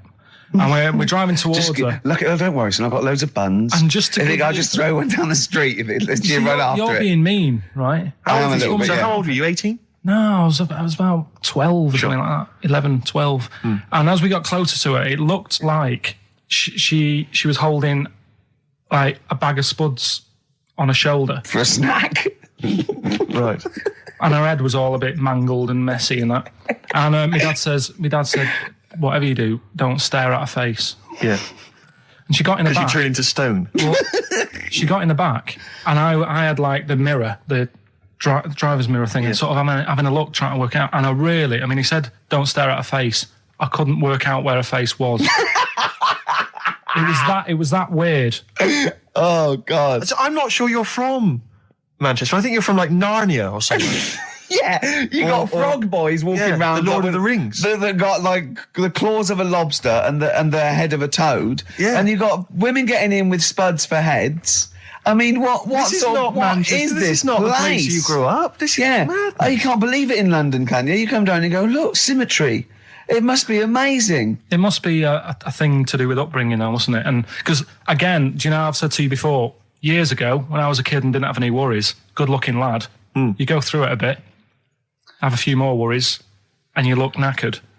Now, back there's a lot more worries and stuff, so you get a lot more freaks. Whereas in London, everyone's like happy, aren't they? I love the fact that stress can cause your fingers to fuse and your heads to grow. No, but if she must have been really stressed to have a head. Yeah. Was she an accountant or something? You know what I mean? But what did she do? What did she say? Where was she going, by the way? She couldn't speak. London Zoo, please. I think she was going to like to the fair. Seriously, honest to God. On my mum's life, she was. Because at the end of the day, that's a good thing with animals. They don't judge you, do they? She was an animal. She's a human being. She's not actually an elephant. No, but you know the elephant man was not actually an elephant. You understand that? He's got no elephant genes in him at all. No. That was just a cool name people gave him. Yeah. No, it's the name of the disease, isn't it? Elephantitis. Look, so listen. So this woman, why was she going to a pet shop? She was going to a pet shop. To find her husband. Is this true? No, it is true, yeah. Oh, God. I'm not taking the mickey because it must be really bad for you. Of course it is. I'm going on to you today about cutting myself shaving. Yeah. I was going on about that. To think that she's probably not alive now, but to think... But you're saying that you're going to say this is a worse problem than a little cut shaving, aren't you? Yeah. Yeah. Do you know what I mean? I think you're right. There's a couple of key questions I need to ask. One, if she couldn't talk, how did she tell your father where to drive it? Did she have it written on a note? Did she point with her nose? Yeah. Right, this has got silly. Pick your song. But also, finally, where did you say she lived again? It was like in a village, a little small village. Right. Just hidden out of the way. All I'm saying is we could maybe get like some sort of coach, book some coaches, get a coach party up there to have a look at her. Take some photos. And now you can make some lemonade. The offspring of a woman and some spuds. Yeah. Please enter at your peril. Should it give me a shiny shilling? He seems to be a little bit happier. Last week, I mean, we were worried about you. You sort of slipped into some sort of like weird depression. You played placebo twice, so you weren't concentrating. I know you're going to say that me and Steve were annoying you, but, you know, that's an easy excuse. I mean, I think the listener can make up their own minds. No. It's just like I say, you know, it's like a murderer, right? He might not have done that if it was a different day, if the sun was out or whatever, and everything just happened at once that wound me up. Right. So it was like a crime of passion. You'd be let off because those sort of circumstances. You'd never put yourself, say, in a position again where you'd have two people trying to wind you up for, you know, the sake of fun and laughter for the public on a tin pot radio station between 1 and 3 every Saturday. Yeah, but you'd never do that again, would you? Last week it wasn't just for the listeners, it was for you as well, between 12 and 1, before we were even on the air. Why? You were winding me up then, do you know what I mean? Having a discussion. It's alright, I'm used to it, so it doesn't matter. But I found out that I can't do this job anymore. I can't do these sort of jobs where you've got to be happy all the time. Well, you don't have to be happy all the time. No, you do, You really. forget that for the... Yeah, but I can't. Do you know what I mean? I've got things going on in my head. And Do you think when Bobby Dabrow's had a bad day that he doesn't go on stage and give 100%? No, but that's... Do you think Les Dennis let all that stuff get in his way when he did that theatre tour to the people in front? Sometimes he had audiences of 7, 15 8 people. Yeah, and he just went, it's them. It's not a private life. Forget that. Bang. Yeah, but good on him. Yeah. He can do that. But what I'm saying is I can't. He's a professional. So I was talking to Suzanne about it because, you know, it did get me down last week. Suzanne's your therapist? Sort of, minder. Yeah. Saying to her, you know, I can't do this sort of job. Normally what I do in the week, you know, I'm tucked away in a studio. If I'm annoyed, no one knows about it. I get my head down, I get on with it. Right, do you tell him? Go on. Next. You know what I mean? Next. Right, yeah, but sorry, but what's your point here? So every Saturday you've got to come here, you've got to be happy, we've got to go, oh, Carl, are you alright? Oh, you're right, your hair looks nice. No, but you know what I mean? That's the first time, innit? Normally people listening go, he's a happy fella, do you know what I mean? They never think you're a happy fella, Carl. Well. They've never heard you laugh. No one has ever... seriously, we get emails all the time, no one's ever heard you laugh. Yeah, but I'm still happy, you don't have to... Well, are you? Yeah. You don't look happy. But anyway, that's the problem with this job. And, I was thinking about it, if do you know, like, if you're a doctor... Sure. And you're on a plane and something happens... Yeah. Even though you're on holiday... You might have to save someone's life just because you can. Next. And I'd be thinking, I'll keep quiet. Sure. I love that. Yeah. See, that's one of the reasons why you didn't actually qualify. as a surgeon. I mean, you can still do your consultancy stuff. Oh, sure, but, you know, you don't actually want the knife in your hand anymore. Brilliant. So you're giving this up, are you? Sorry, and how is a doctor on a plane comparable to this? Because that is just the same situation. Do you know what I mean? He's probably got in his head, he's shut off, he's ready for his holiday. He's going to Hastings for a night. Someone, you know, has a little bit of tummy trouble or heart attack or whatever. Yeah. And is he a doctor on the plane? And he's like, he's going on holiday. Do you know what I mean? I've got to loosen his tie. Yeah. I can't do that. But what I don't understand, Carl, is you get paid to do this. It's not like we're forced. It's not like it's your holiday. You know that this is your job of work. This is paying for your new kitchen. Exactly. Yeah, but I've got the kitchen now. It's done, isn't it? Right. Yeah. Builder's in the flat. He's been annoying me. Of course he has. Of course he has. What's he been doing? When he turned up on Monday, right? Yeah. Wanders in, and the first thing he says to me is, said, the pub across the road, is it any good? I said, well, it doesn't matter, does it? You're working on the kitchen. Think of saying that to a builder. Probably making conversation. Probably meant, do they do a toasted sandwich? Because I've got a half-hour lunch break. Not an hour, like Karl Pilkington. So I'll probably then get a nice, you know, cheese and tomato sandwich. Is that genuinely what you said to him? Yeah. So Suzanne had to go at me saying, why have you said that? He hasn't even started on it yet. I cannot believe that. You're unbelievable, Carl.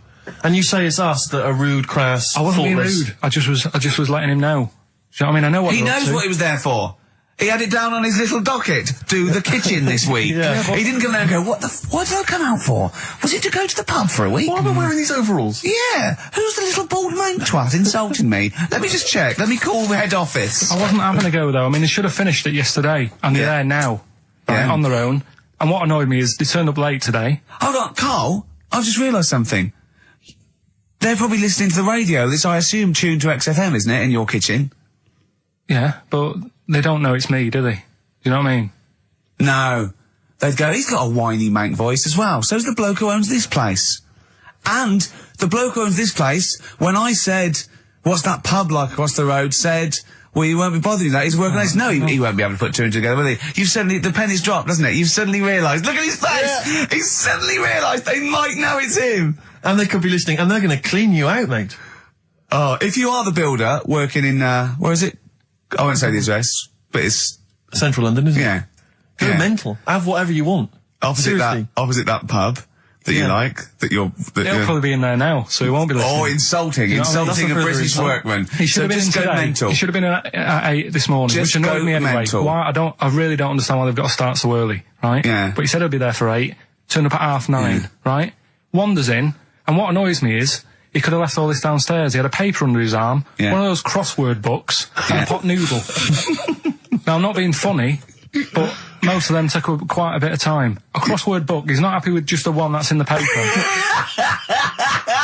If you're listening, if you are the builder that's listening now doing Carl's flat, what about pissing in the laundry basket?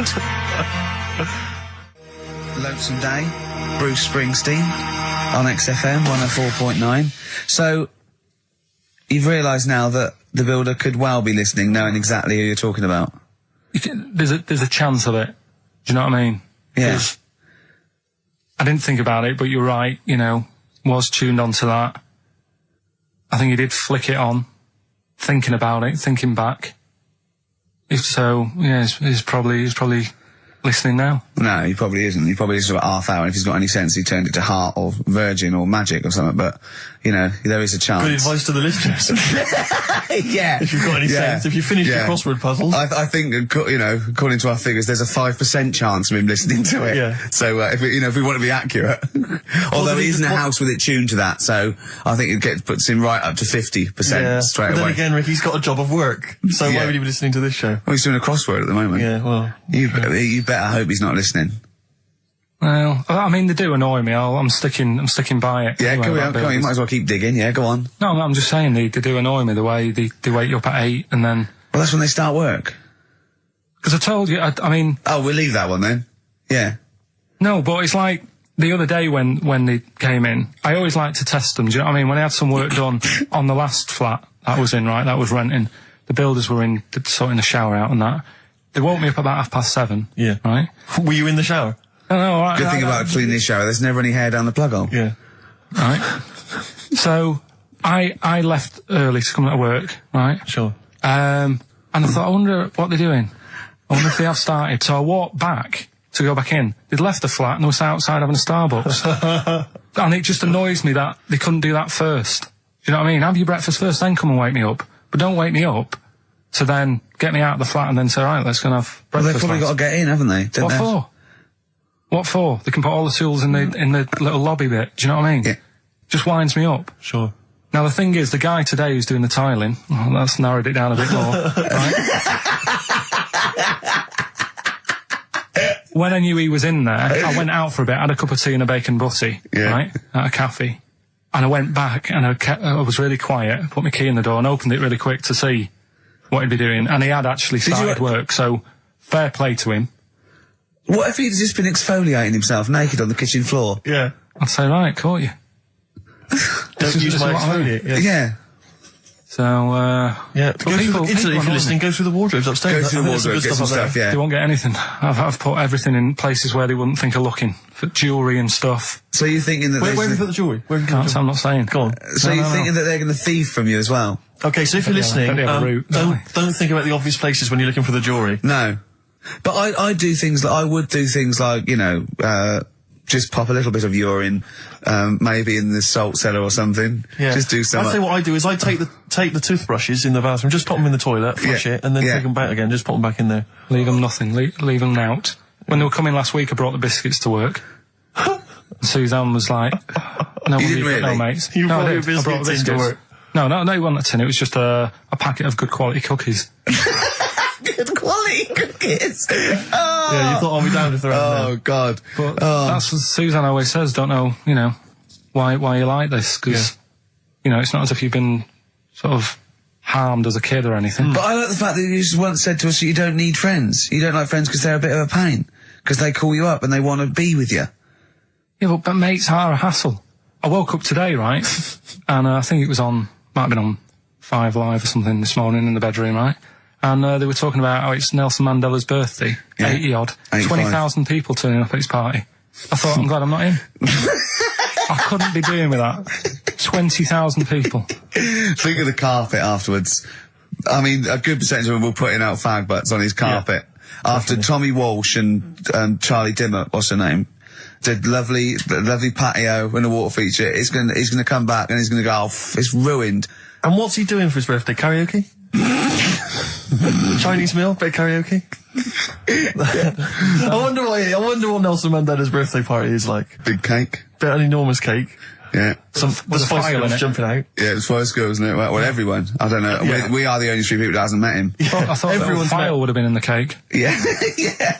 But just in case, you never know.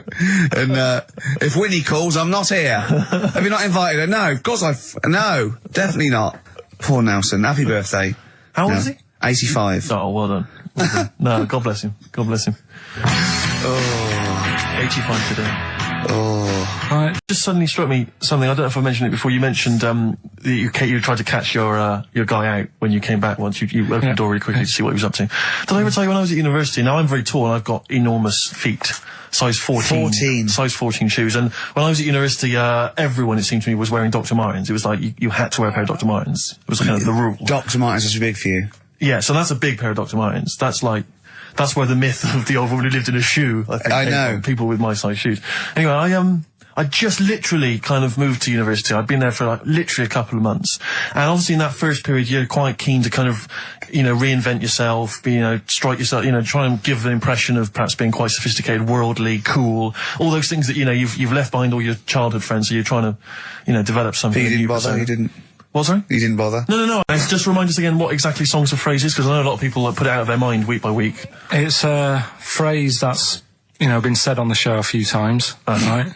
I mean, you remember classics, like, what was? We had hairy Chinese kid. Yeah, there's this hairy Chinese kid. Stop squeezing my head.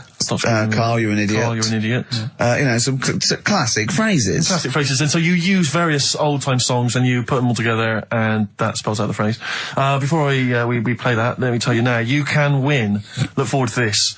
What's this? The new album from the Star Spangles. That's called Bazooka. Is that out, is it? Never heard of it. When's Bazooka out? Never heard of them. Never heard of them. The best summer holiday album in the world ever. You've got the treats on there include the Fast Food Rockers and Laz Ketchup. Yeah. I'm waiting for their second single, because I don't know what that's going to be about. Sure. Is it going to be a bit more fast food? Maybe like Pret a Manger? Yeah. Yeah, lovely. This is very good. Yeah, 2 disc set, the best of David Bowie. Inspiral Carpets, the best of them. Still don't know how they string that over 3 seasons. No idea. Bowie's is one. Yeah. We mentioned it last week, the American Song Poem Anthology. That's kind of a kooky collection of songs. And we've also got a couple of DVDs here. Stephen King's Rose Red. I've never heard of it. Straight to video. Yeah, made for television. Yeah. Will never be seen at the cinema. And I'm sure there's a lot of nerdlingers listening, so they will be loving Richard Dean Anderson in Stargate SG-1.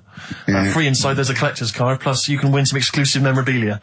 Brilliant. So I think a pair of their... Right, all you've got to do is listen to these 13 songs probably to a well-known stupid phrase. It's only seven different songs, right? Well, just get the most you can. Just be rough. Artist or song, it'd do, right? And the phrase is about me dad nicking from telephone boxes. Right. You got to give them a clue, because they've got to know what they're listening for. It's hard enough when you know.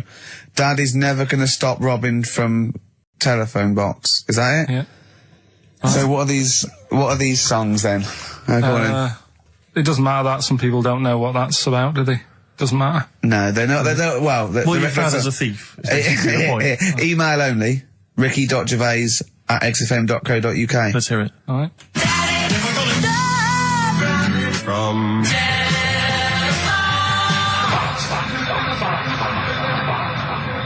Alright. Also not grammatically correct. No. So it's Daddy never gonna stop robbing from telephone box. Can I ask, because after last week's show, when you had your breakdown, you went off to Hastings with your girlfriend, stroke carer, Suzanne. Now, what does she... Because whenever we meet Suzanne, we bumped into Suzanne recently at the BBC, Ricky and I. She's always very nice to us, very polite. We have a nice little chat. But I'm always wondering, what is it that she thinks of us, really? Because I'm assuming you immediately go home and whinge. No, but they tortured me. You saw they tortured me on air. Now, what does she make of us? Did she listen to the show last week? Yeah, she did, yeah. She knew I was annoyed. Right. So, she sort of gave me a look like... You know what I mean? Like that, because we went to Hastings. That wasn't because you had, Marmite or something over your face. No, it was like... So we didn't talk for a bit, I just was getting over it. Sure. Thinking, I'm sick of this. Yeah. Right? Is the new kitchen really worth it and all that? I phoned him up, left a message after the show. I said, you seemed a bit quiet when you left. I just want to make sure it wasn't anything I said. Well, no one. You're still doing your Samaritan's work? yeah. And did it ring, or did you just ignore it? Let it go to answer machine. I think I turned it off. I left it off, didn't I? Yeah. Just left it off all day. And But what does she make of us? Does she genuinely think? Does she not really like us? I think it's weird because there's no one who she doesn't really like, which annoys me. Because she says to me, I'm the opposite. Do you know what I mean? I'm like, oh, everybody annoys you. Yeah. And it's like, well, but that's my choice, right? Sure. And that's why I don't bother getting mates and that. 'Cause Sure. it's just hassle. Yeah. Right? Yeah. But the problem is, sometimes me being like that affects stuff that she wants to do. So, you know, if a mate... Like see her family and friends. Well, let's not say her family or friends, but say if one of her mates had a baby. Right. Right? Right. I mean, you know... Naming no names. No. So this happened? Well, I've just got to watch what I'm doing, haven't I, now? So, The builder who knows you're slagging him off and saying he nicks stuff. Yeah. So, you know, she's got a few mates who have had kids recently. Right. Yeah. So one of them had a kid. Yeah, go on. Right? And she wanted to go and see it, right? And she said, you can come with us. And I was like, oh, you know what I feel about babies. Sure. You've seen one, you've seen them all. Yeah. They all look like Mel Smith. Why do I need to see another one? Yeah. Right? And she's like, yeah, but come and see it. You know, you get on with them. Come and see them. And I was like, it's a long way away. Yeah. You know what I mean? That's probably narrowed it down again. Yeah. So, and that annoys her because I can't be bothered. Do you know What I did mean? you say? Did you say, oh, no, I'm not coming to see him. I don't I'm like not him. going all the way to Swindon. What is he? Did he? Yeah. Or Birmingham, or Cornwall. Yeah, wherever.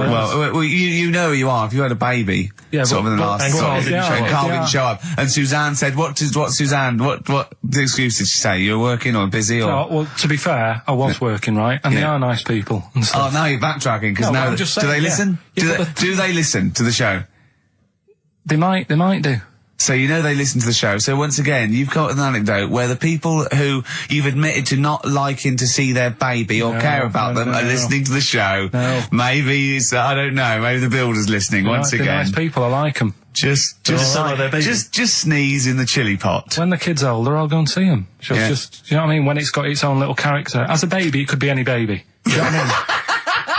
It's got nothing to offer me. I know what you mean. It could be a toy baby. But you know what I mean? It could be a bag of sugar. On our way to Hastings last week for me, you know, that's where I went to chill after the... Of course, after the And that's trip. where you decided you couldn't give 100% to the public if you weren't having a good day, like me and Steve do. Come rain or shine on a tin pot radio station that really doesn't, you know, keep me in frappuccinos these days. But we'll say once again on air, this is official, and this is not to put pressure on you, that me and Steve are going away for a couple of months on the 16th of August to do the office special, and if Carl doesn't come back, nor will we, because I see it as a three-way thing, and that's the truth. Rick, you've said that a couple of times now, as though you're expecting a flood of emails and calls. Nothing. No, I'm just trying to get in pressure There's been because nothing. because I know for a fact that they want us to come back, and I know. I think maybe not the listeners though. No, the listeners don't care. They don't care Listeners then. couldn't give it. They don't care. Who stands in? Do you know what I mean? Incidentally, what frequency is Magic? It's 105.4. Worth checking out because I had a great. Heart is Bill Withers 106.2. I think. Virgin's 105. Bloody good station. What is that? 105.8. Yeah. Which is Well, check press good. for details. But Yeah. there's a new Ride album out, gentlemen. I think you're probably quite excited. It's London's Heart 106.2. it's released on the 4th of August, and it's all the BBC sessions, all the stuff that Ride did over the years for Virgin 105.8. for BBC, and this is one of them. It's called Time of Her Time. I think it was from the album Going Blank Again. It's very good. Play it, Carl. I play that for Pippa, who requested some Ride. That's from a new compilation called Waves, and it's the BBC recordings that Ride made during the 90s, and I think that was originally recorded for BBC Radio 1. That's a good station. Radio Bloody 1. good station. That's a good station if they're interested. Radio 1. So one of the. I think they pay quite well as well. Well, I enjoyed working for them. I know we used to work for them for a period of time. Until we got fired for slagging off. Simon Mayo. I think it was Simon Mayo. Do you remember that? I can't quite remember it. Well, we used to do this thing, Marion Hobbs at night, and we were getting a bit busy, and so we were constantly handing in shoddier and shoddier work Right, I used to hand it like that and hand it to them. A theme there. A theme, I know, yeah. And to the point where they kept going, oh, like every other week they go, we couldn't put it out. Why? Well, because it was the most offensive, or it was inaudible, or it was twaddle, or you didn't record it. You know, there was things like that. Yeah.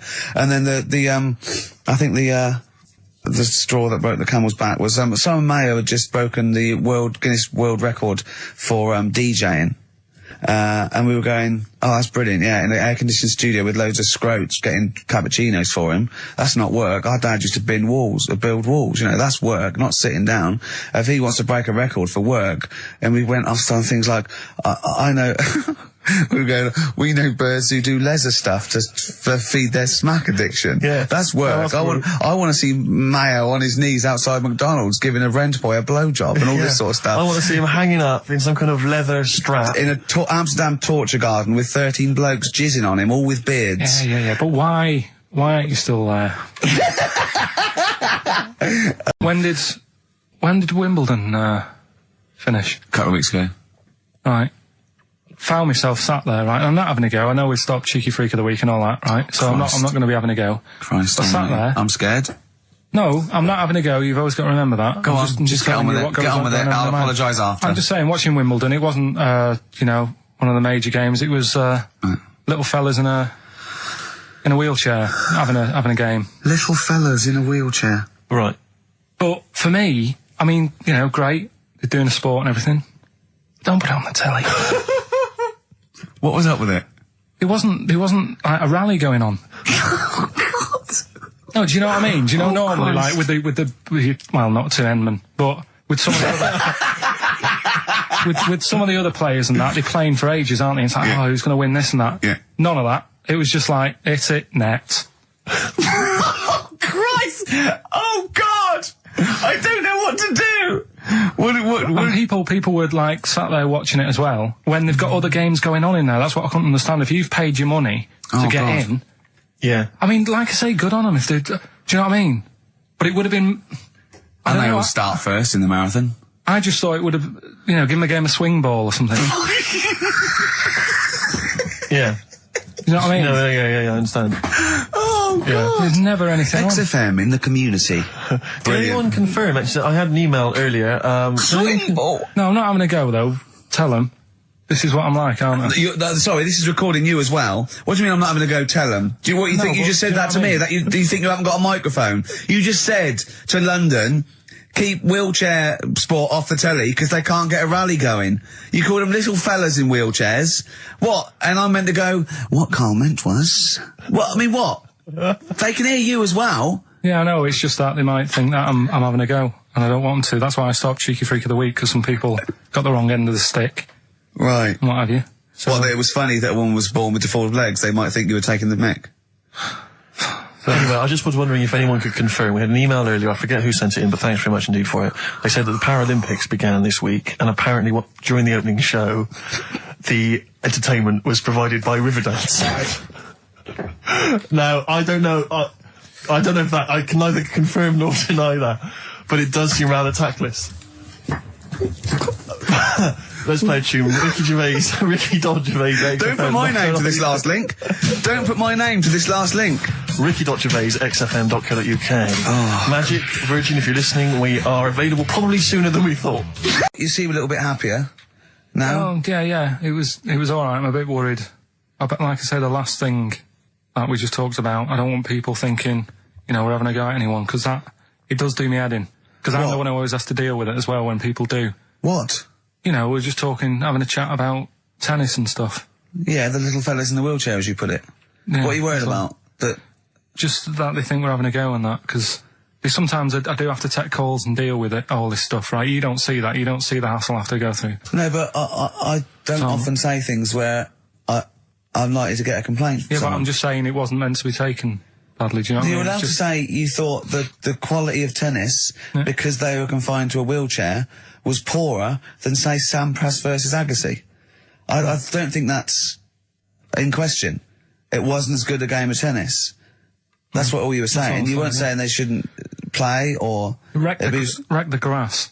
Right mess. Well, stop while No, you're ahead. I'm just saying as well. That just...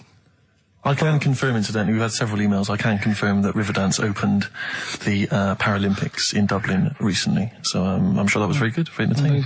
Leave it then. Yeah, no, I'm sure it was entertaining. They're very good. Who was it that thought? Was it Jimmy that thought it was short for Paraplegic Olympics?